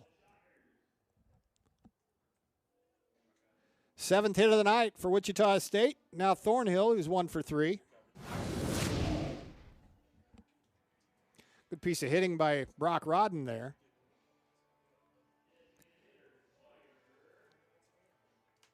So Thornhill has been announced, and OSU to the bullpen again. They're going to go lefty-lefty with this matchup here. They'll take out Root, and they will bring in the 5th pitcher of the night. It'll be Ryan Ure. We'll tell you about him when we come back in the 7th inning.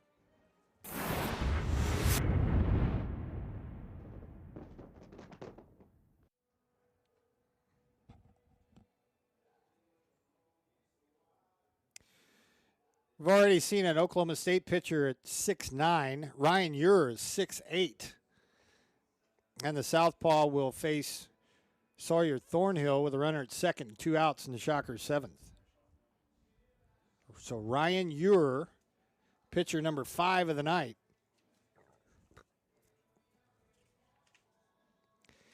Ure pitched over the weekend against Kansas State. He pitched on Sunday, walked a man, retired a man. His walk came around to score. So, runner at second, 2 down. Thornhill 1 out of 3. A 2nd inning single and a run scored. We've been stuck on 3-1 since the 4th inning. The Cowboys have stranded 8.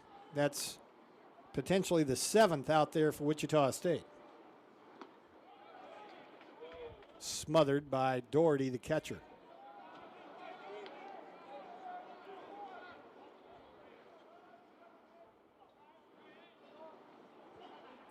Ryan Ure appearing for the 6th time. You saw earlier he's got 11 strikeouts in 7 innings. 5 of them came in one game against Seton Hall. And that's over but low, 2-0. With Casarilla next, a right-hander loosening for the Pokes in the bullpen. And we'll see how aggressive Ryan Ure gets, trailing Sawyer Thornhill in the count.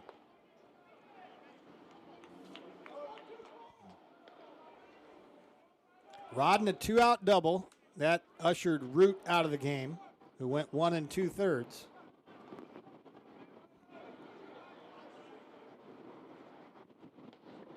And Ure misses. Now it's 3-0.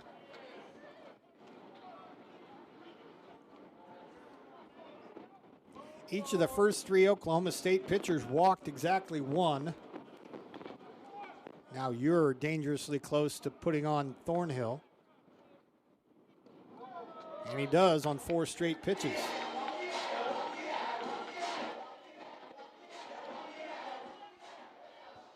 So 2 on. Here comes Rob Walton. He's going to go back to the bullpen, and they're going to continue to play the percentages. So Ure is done after 1 batter, much like Bowman was after he walked his man. We'll tell you about the new Oklahoma State pitcher when we come back.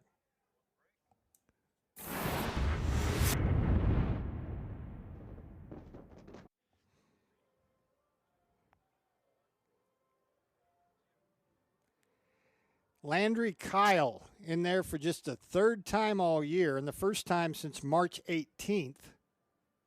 2 innings, there you have it. Most recently, the 18th of March against Seton Hall. 1 scoreless inning. Kyle faces Casarilla, who has doubled, reached on an error, and walked.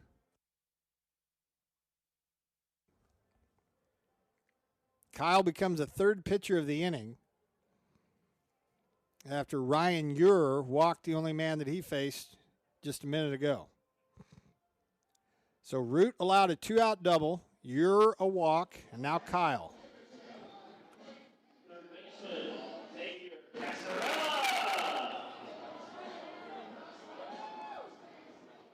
So 2 on and 2 out in the Shockers' 7th for Xavier Casarilla.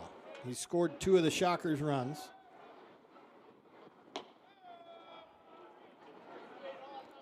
Opposite field double, run scored in the second. Reached on an error, scored in the fourth. Walked last inning to start the sixth, but was stranded at third.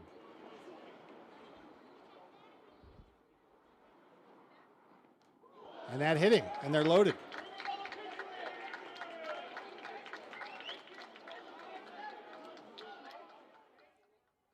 So now Seth Stroh, he's 0 for 2 with a walk.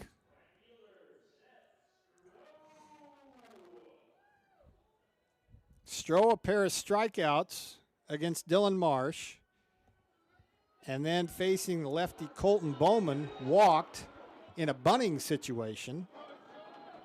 Now he'll be just trying to clear him off. The base is full of Shockers. But first, he will make Landry Kyle, you would think, throw a strike.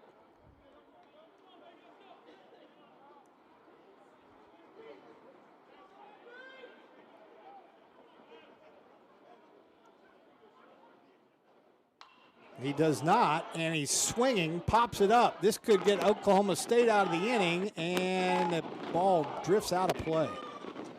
So Stroh gets a break, and will get a reprieve. On a night where the wind is just howling out of the north. Seth Stroh will get another opportunity to try to do more with a pitch than he did with the last one.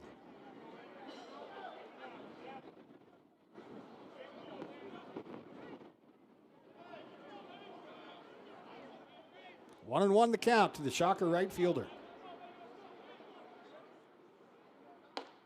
Upstairs, 2-1.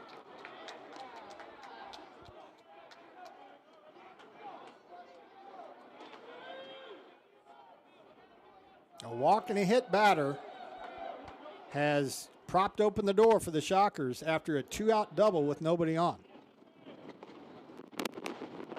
And Stroh swings and misses at a 90-mile-an-hour fastball, 2-2.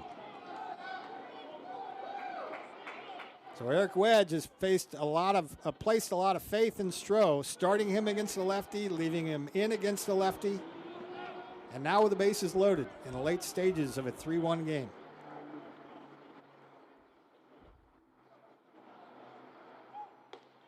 And strike 3 called. Kyle does the job and leaves the bases loaded in the 7th.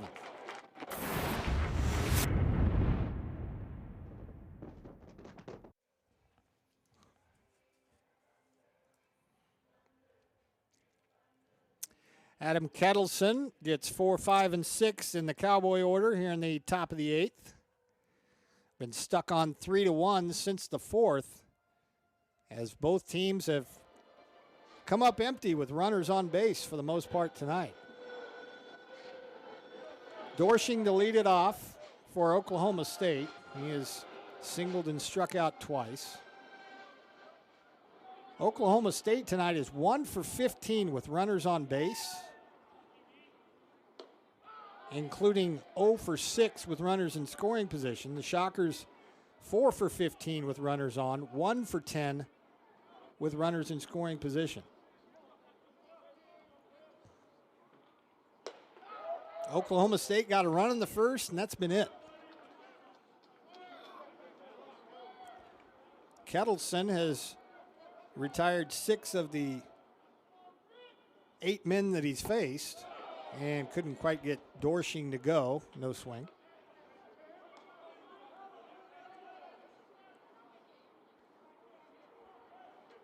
Kettleson had to pitch around an error in the 7th. And swing by Dorshing. Dorshing, Mendham, and McLean, scheduled hitters, right, left, right, against Adam Kettleson, who's been in there since the 6th.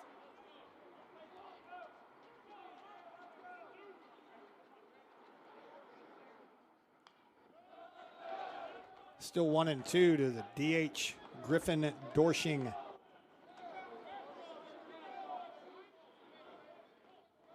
Landry Kyle with a huge pitch to Seth Stroh in the recent half inning.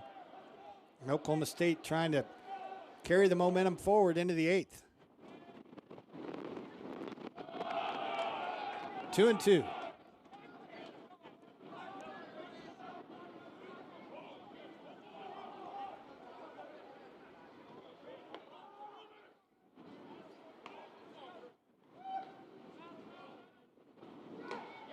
And a swing and a miss, and Dorshing has the hat trick for the first out of the 8th inning. 4 strikeouts for Adam Kettleson. That matches his season high.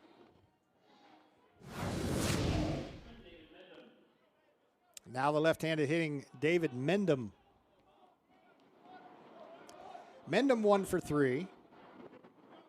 3rd inning single sandwiched around a strikeout and a groundout. Kettleson got him to hit it right at the shortstop. His first time up there. This one hit right up the chute to center field and pretty well hit, but the wind's going to knock it down, and Ingram wins the battle with Mother Nature. 2 down.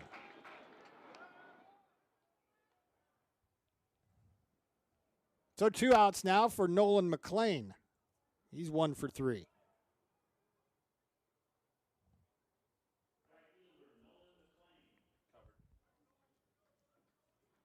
McLean's 2nd inning single off Jace Minor. Strikeout in the 3rd. Kettleson got him to hit a little fuzzy little cue ball to the first baseman. That was back in the 6th.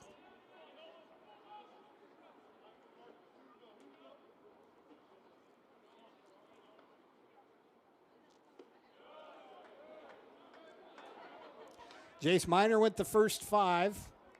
Kettleson now 2 2/3.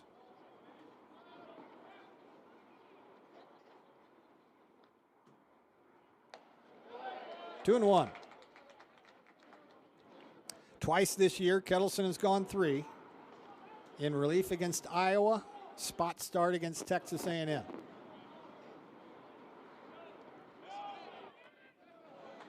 No swing, says first base umpire Ben Harlow. There's only been 1 outing this year where Adam Kettleson has hung up a 0, and that was an inning and a 3rd against Kansas. And that one just barely missed. Conan Strobel didn't give Kettleson that pitch.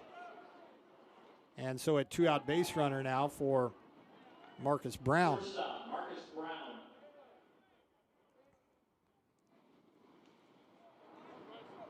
So Marcus Brown, on a night with a man on the left-hand batter's box with a bat, is a danger. Represents a tying run. Brown has singled twice. And now Robin Ventura taking his turns over at first base as a first base coach.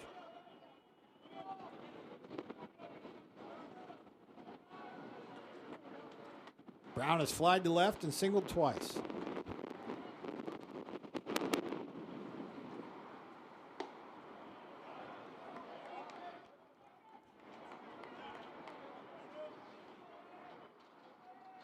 Kettleson trying to bridge the gap between the starter and the closer here on a blustery midweek night in Wichita.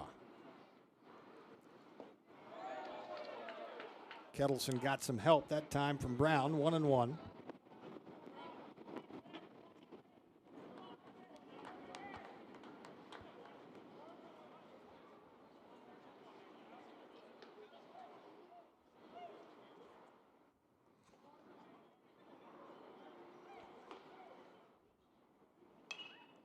One ball and 2 strikes.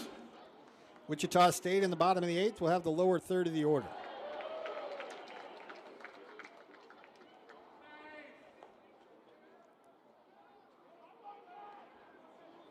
A ball and 2 strikes to the Cowboy shortstop. 2-out walk has given Oklahoma State a little bit of life here in the 8th.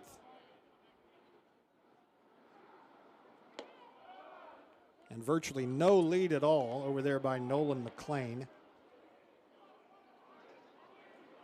who, if he flopped back to the bag, would land on his belt. That's his lead. And just foul past Jordan Rogers at first. Aiden Mayola, the freshman, getting just his third start of the year, had 10 at-bats. Coming into the game tonight. He's 0 for 3.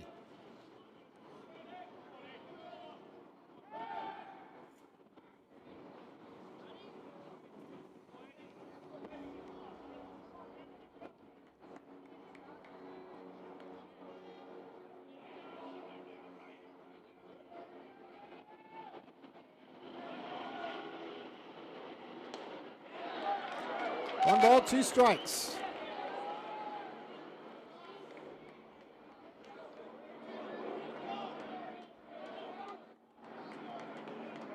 Oklahoma State's only run of the night came in the very first inning. Trying to reel in the Shockers here late. They have been masterful at that.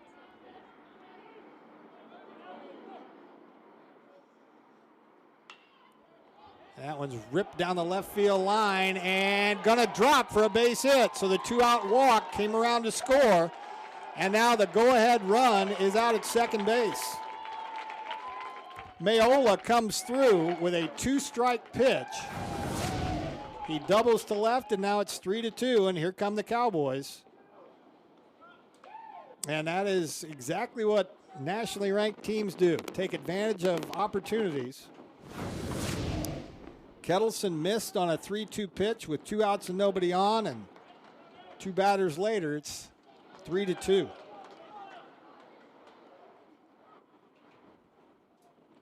And now Brett Brown is going to pinch hit, but he won't be facing Kettleson, although Brown hadn't been announced just yet. So Eric Wedge out to the mound, and Caden Favors will take over for Kettleson, who couldn't quite close out the top of the 8th.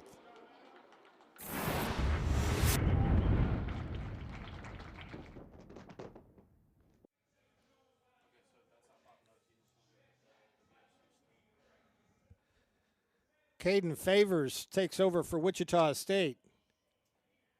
Adam Kettleson 2 2/3. But a 2-out walk propped the door open for Oklahoma State, and here they come. A double by Mayola has scored McLean, who walked with 2 outs and nobody on. So now the tying run at third, the go-ahead run at second, and it is going to be Brett Brown who will be announced to pinch hit for Ian Doherty.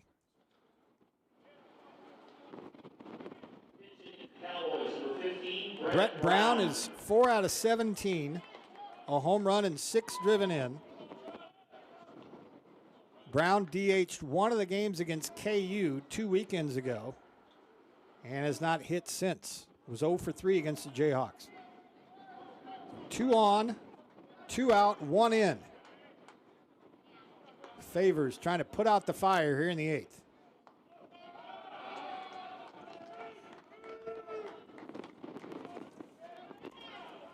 Caden Favors, one of the more reliable Shocker relievers on the season. ERA 3.63. Appearing for the 10th time.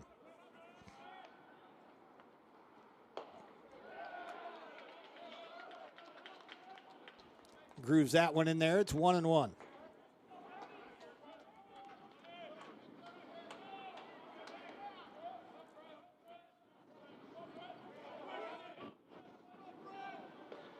Tying run just 90 feet away for the Cowboys.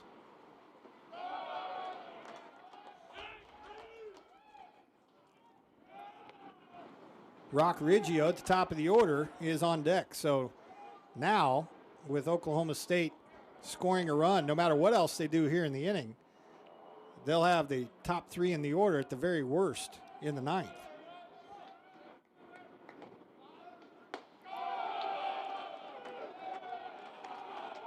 And a little bit high, apparently. It's 2-1.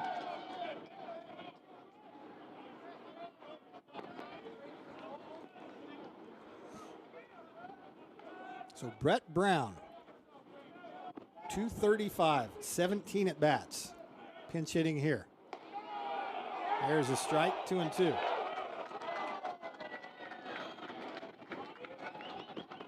Had to figure one of the two pitches of the last two thrown by Caden Favors was a strike. And Conan Strobel agreed with that last one.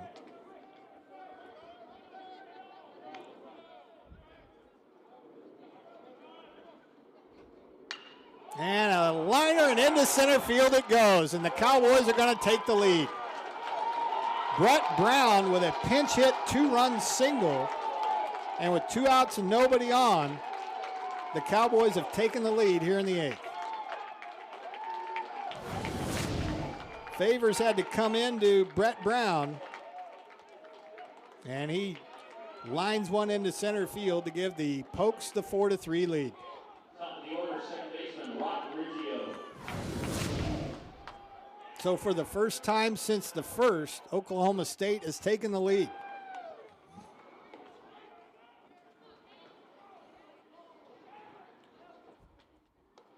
And those 2-out walks are never harmless. McLean drew one on a 3-2 pitch, and then Brown rolled a single into right field.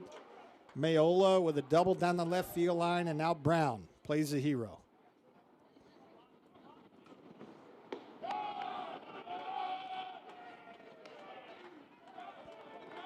Rock Riggio is 1 out of 3.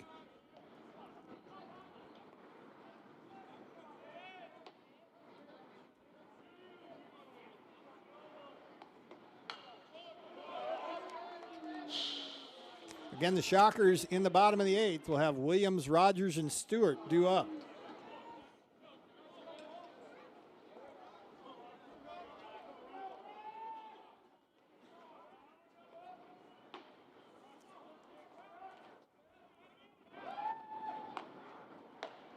And it will be just a 1-run deficit, but the damage is done in the Oklahoma State 8th.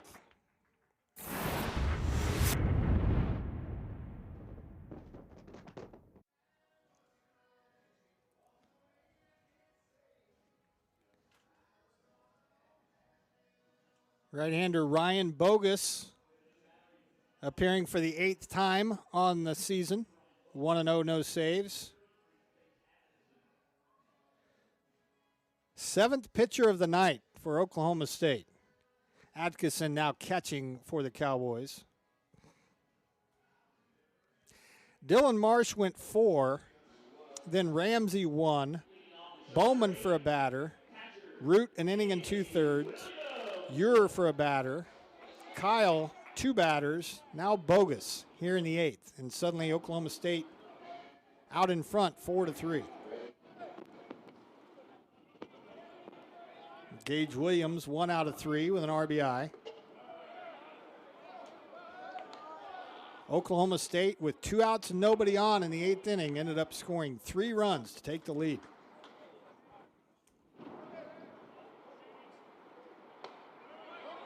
Williams taking a strike, no doubt.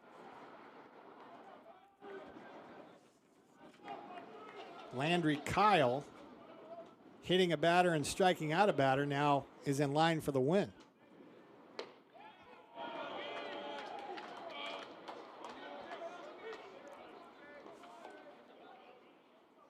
Bogus knocked around at K-State on Friday. Gave up 3 hits and 3 runs without retiring a batter. 2-2 to Gage Williams.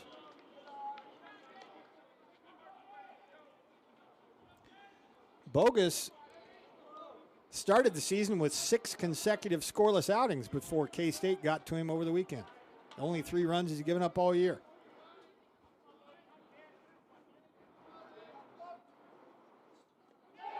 And that time Williams went too far. 1 out.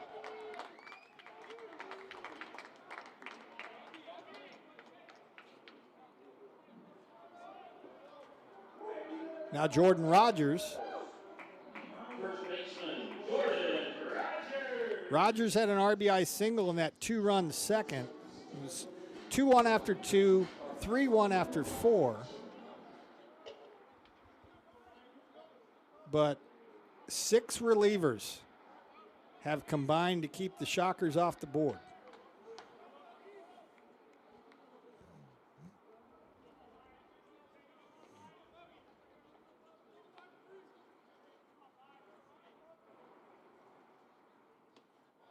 Two and 0 to Jordan Rogers.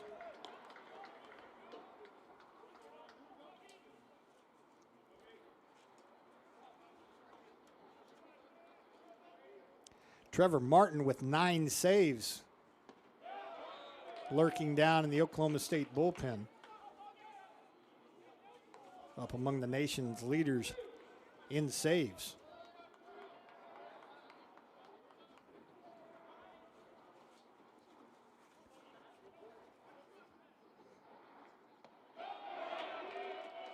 Two and 2 to Rogers. Shockers this year when trailing after 8, 1-14.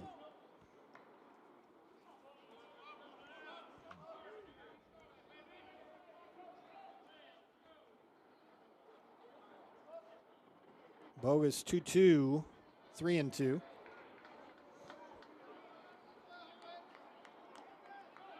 So Chase Atkinson takes over behind the plate after Doherty, the starting catcher, was pinch hit for by Brown, who's the hero for the moment.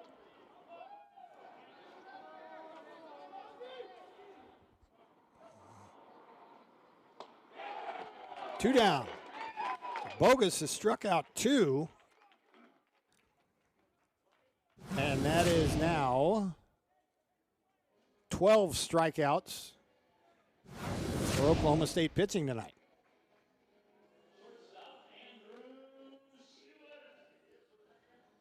So 2 down and nobody on for Andrew Stewart.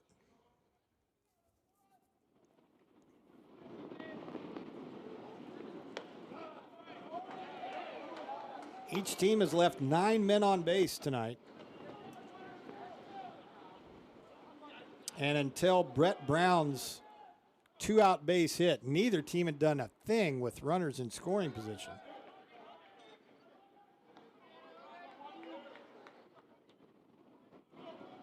But OSU now is just 4 outs away from coming from behind to win this one. In the air, shallow right. Wind's going to blow it away from McLean, and he lays out and couldn't make the catch.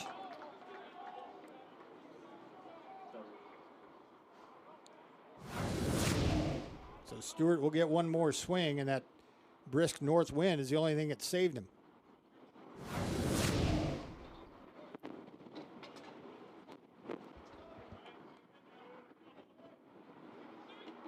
Andrew Stewart, 2nd inning walk, 4th inning single. 254 hitter facing right-hander Ryan Bogus.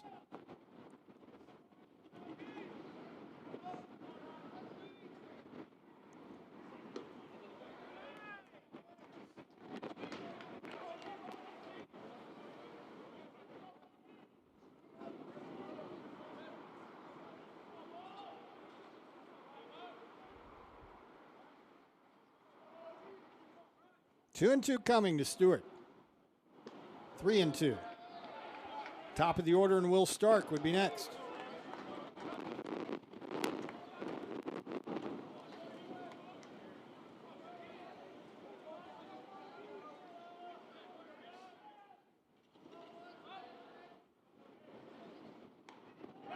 And ball 4, so that's how Oklahoma State's rally started.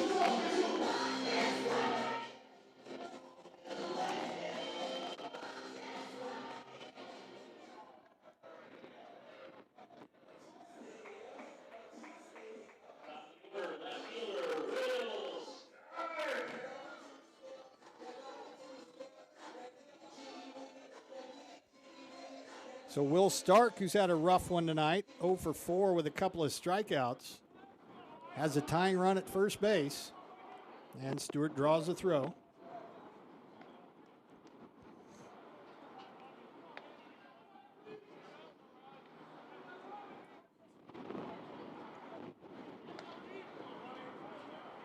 Stark a ground out, fly out, and a pair of strikeouts.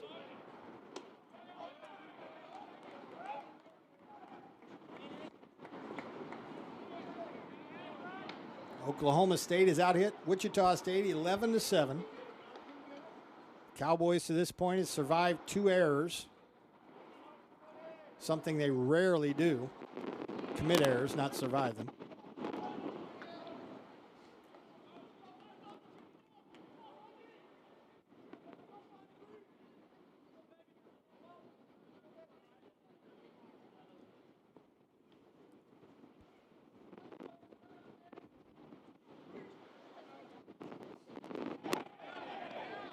Check swing, and no swing. The base umpire is in the middle of the diamond, so you're probably not going to get that check swing called to strike very often, whether he win or not. And that may have helped out Wichita State there. Meanwhile, if Will Stark can find a gap, Andrew Stewart might be able to circle the bases. Left fielder and the center fielder very shallow. And that's in there to Stark, and it's 1-2.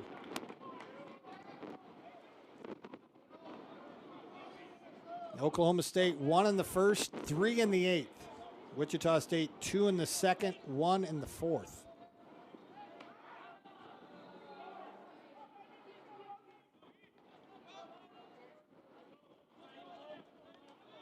Thompson and Earhart in left and center, very shallow with the wind howling in out of the north.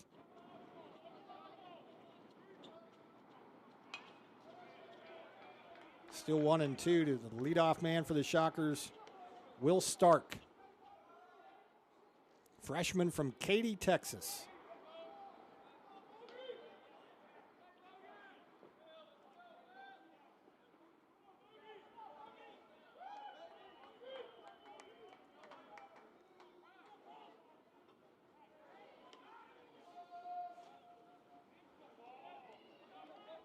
Andrew Stewart's only stolen 1 this year, but he does carry the tying run, and Bogus trying to keep him anchored to the bag.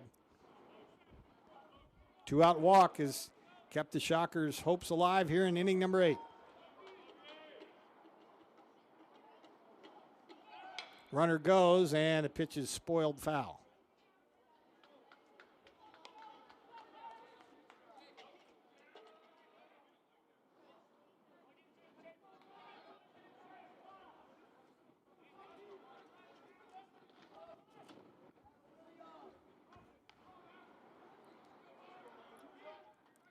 Oklahoma State with 3 in the 8th after 2 were out to take the lead. Bogus trying to keep it right there. 2-2.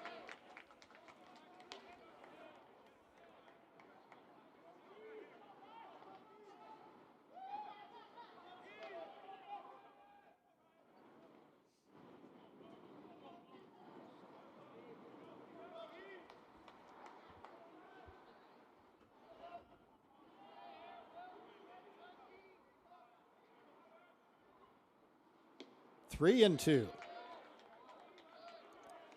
So now Andrew Stewart will get a little bit of a head start at first base, carrying that tying run. And Chuck Ingram, the Shocker home run leader, waiting next.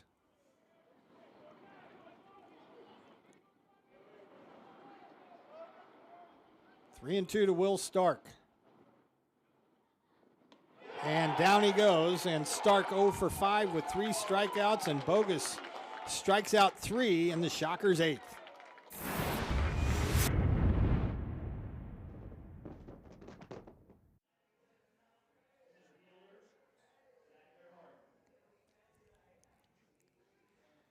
Two, 3, and 4 in the Oklahoma State 9th, and now suddenly the Cowboys looking for insurance. Caden Favors allowed a base hit and struck out a man in the 8th inning, but the hit brought in the tying and winning, or the go-ahead runs in the 8th.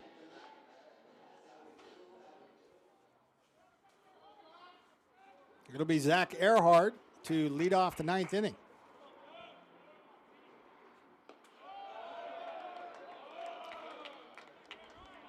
So Minor can no longer win it.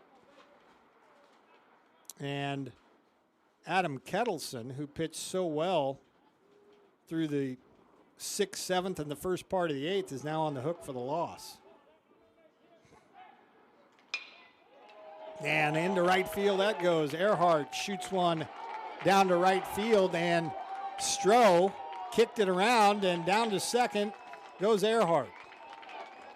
So it'll be a single and an error. Wichita State's third error of the night. And Stroh allows Earhart to take an extra 90 feet. Left fielder Jake Thompson. And now Jake Thompson.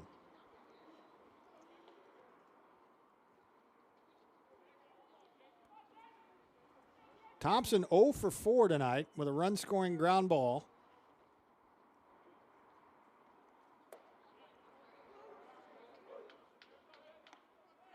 Pair of ground balls to second. His first one brought in the first run in the first.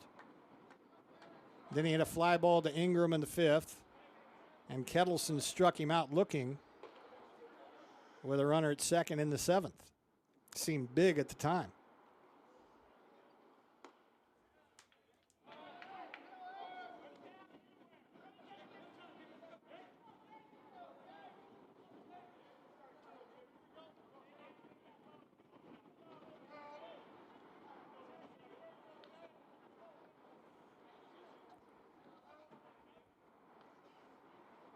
Nothing in 2 to the 3-hole hitter for Oklahoma State, Jake Thompson. Big insurance run out at second base. And just missed. So Thompson lucky to still be up there.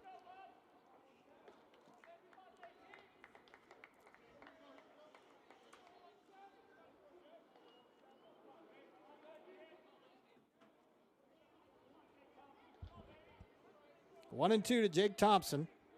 Earhart at second base.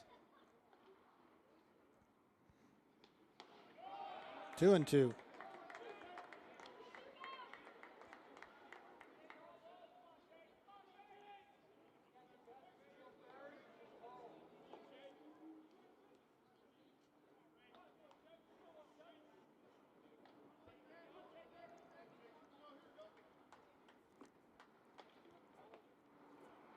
Two-two pitch coming to Thompson.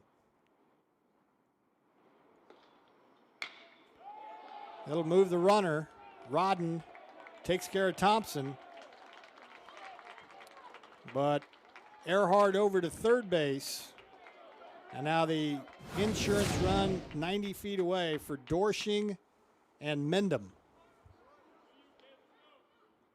And the Shockers are going to bring the infield in. Griffin Dorsching has struck out each of his last 3 times up there. So he's got to be chomping at the bit just to make contact. And if he does, he's likely to bring in a run.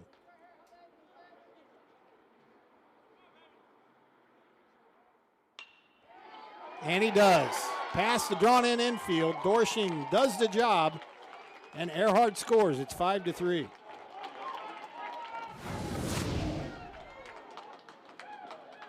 So the 6th-ranked Cowboys spotted the Shockers a 3-1 lead, and down to the last 6 outs have now taken a 2-run advantage. 3 in the 8th and 1 here in the 9th.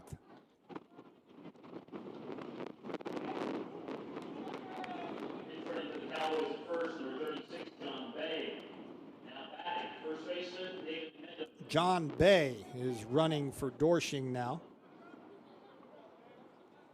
And Mendham is up there with 1 on and 1 out.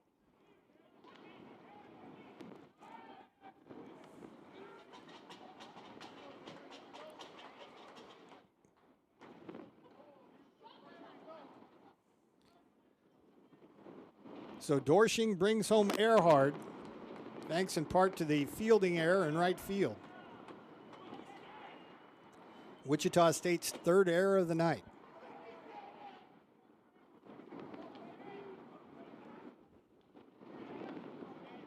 Mendham 1 out of 4, 3rd inning single. Favors misses 2-0. Shockers in the 9th will have 2, 3, and 4 in the order, but they'll be down at least 2. As I mentioned earlier, Shockers 1 and 14 when trailing after 8 this year.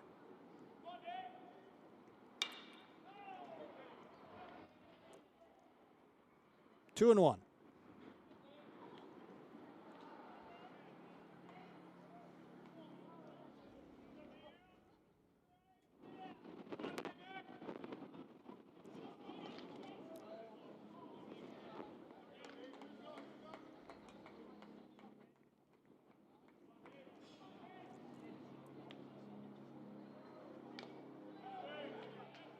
Two balls, two strikes.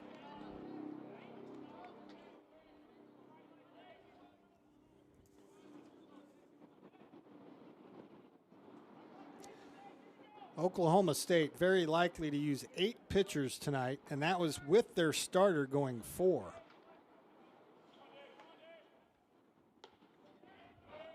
3-2. No reliever has gone more than 1 2/3 tonight, and 3 relievers for Oklahoma State went 1/3 or didn't get an out. But it's working out so far.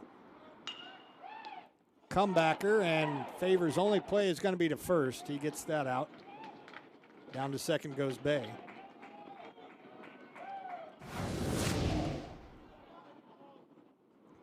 Bay was off of the pitch, so very unlikely to be a double play.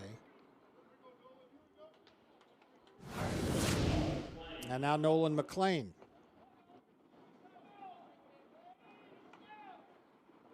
McLean was the guy that drew the 2-out walk with nobody on last inning. Led to 3 Cowboy runs. The winners as of right now.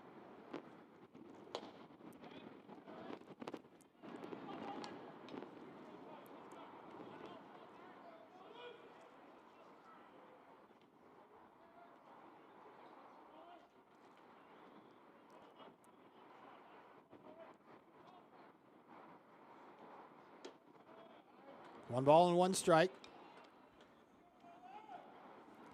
Caden Favors appearing for the 10th time. That's second most on the team behind the closer Connor Holden. So he's been busy and pretty good up until this point.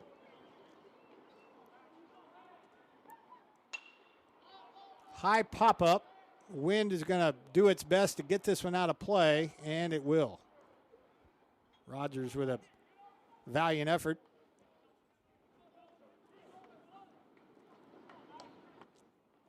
One and two on Nolan McLean.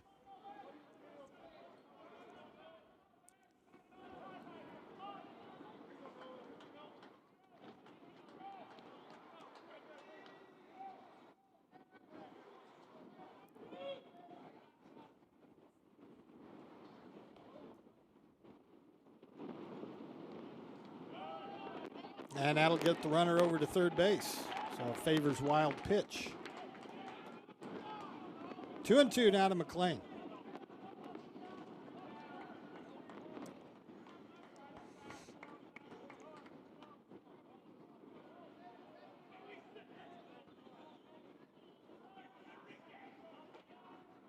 Big pitch right here from Caden Favors.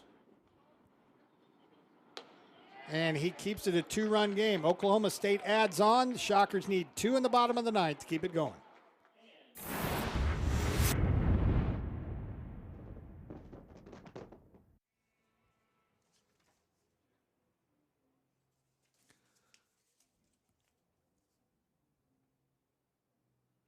Well, Nolan McLean is going to try to close out the bottom of the 9th inning.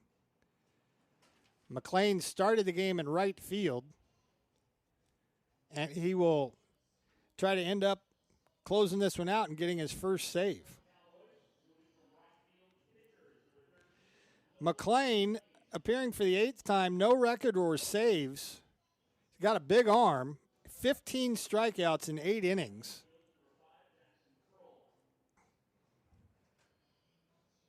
Jackson Kroll now in left field for Oklahoma State.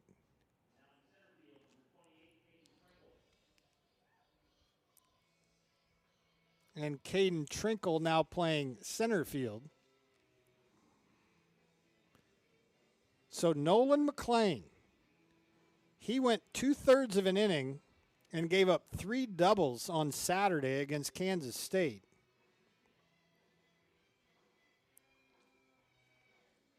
And for a big strikeout guy, the outing Saturday was the first time this year he didn't strike out anybody. So 2/3 of an inning, 3 hits, 2 walks, 3 runs, including 3 doubles in the most recent time out there for Nolan McLean. So here's Chuck Ingram with the Shockers needing 2 to keep this one going.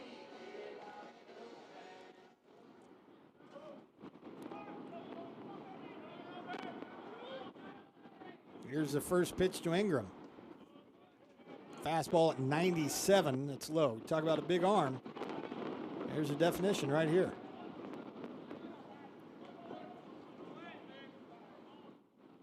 Earhart has moved from center field to right field to take McLean's place. So Kroll, Trinkle, and Earhart from left to right in the outfield. McLean against Ingram here in the 9th. That's 3 heaters right in there. 1 and 2 to Ingram. Ingram 1 for 4. First inning single.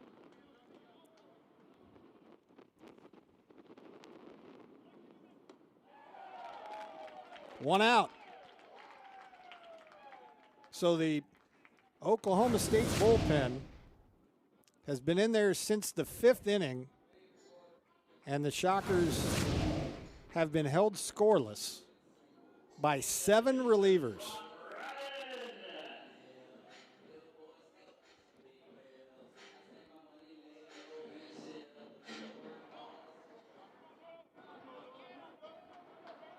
Here's Brock Rodden. That fastball down around his feet at 95. Rodden with a 2-out double in the 7th inning. And giving ground was Reggio, and gets his man 2 down. So Oklahoma State 1 out away from giving Nolan McLean his first save of the year. And now Sawyer Thornhill will have to reach. The Shockers are going to have a chance.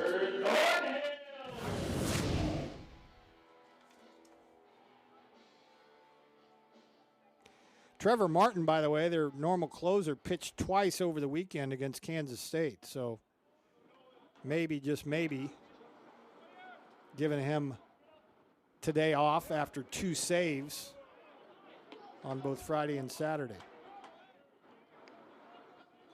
So far, so good for Nolan McLean. 1 out away.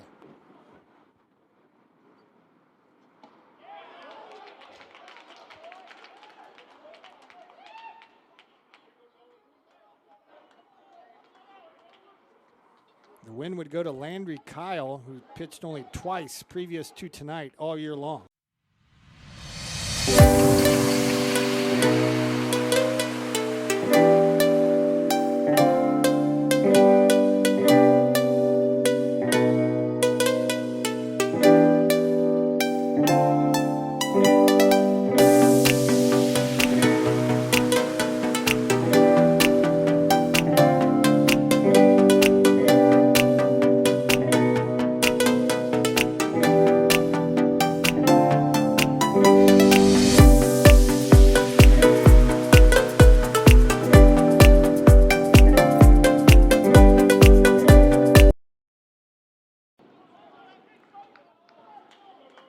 2-2.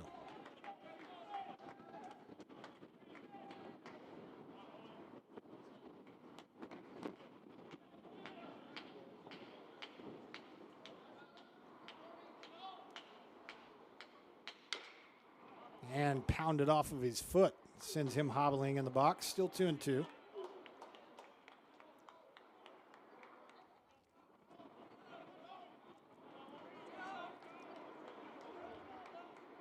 Shockers had a 3-1 lead going into the 8th.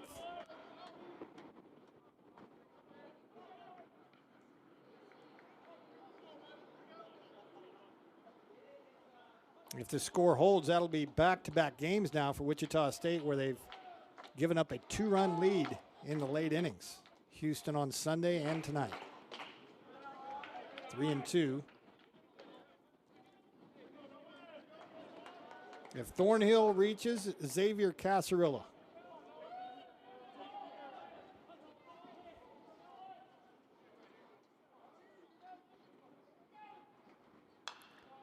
Popped up foul, backing out of play.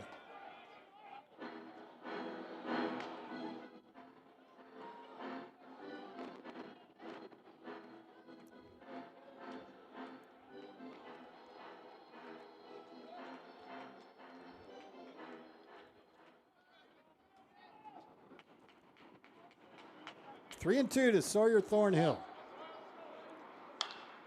And we'll do it again.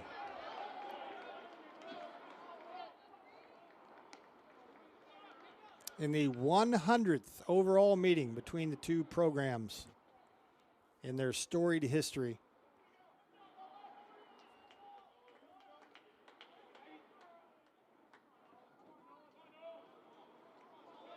Still 3 and 2 to Thornhill. And McLean got him.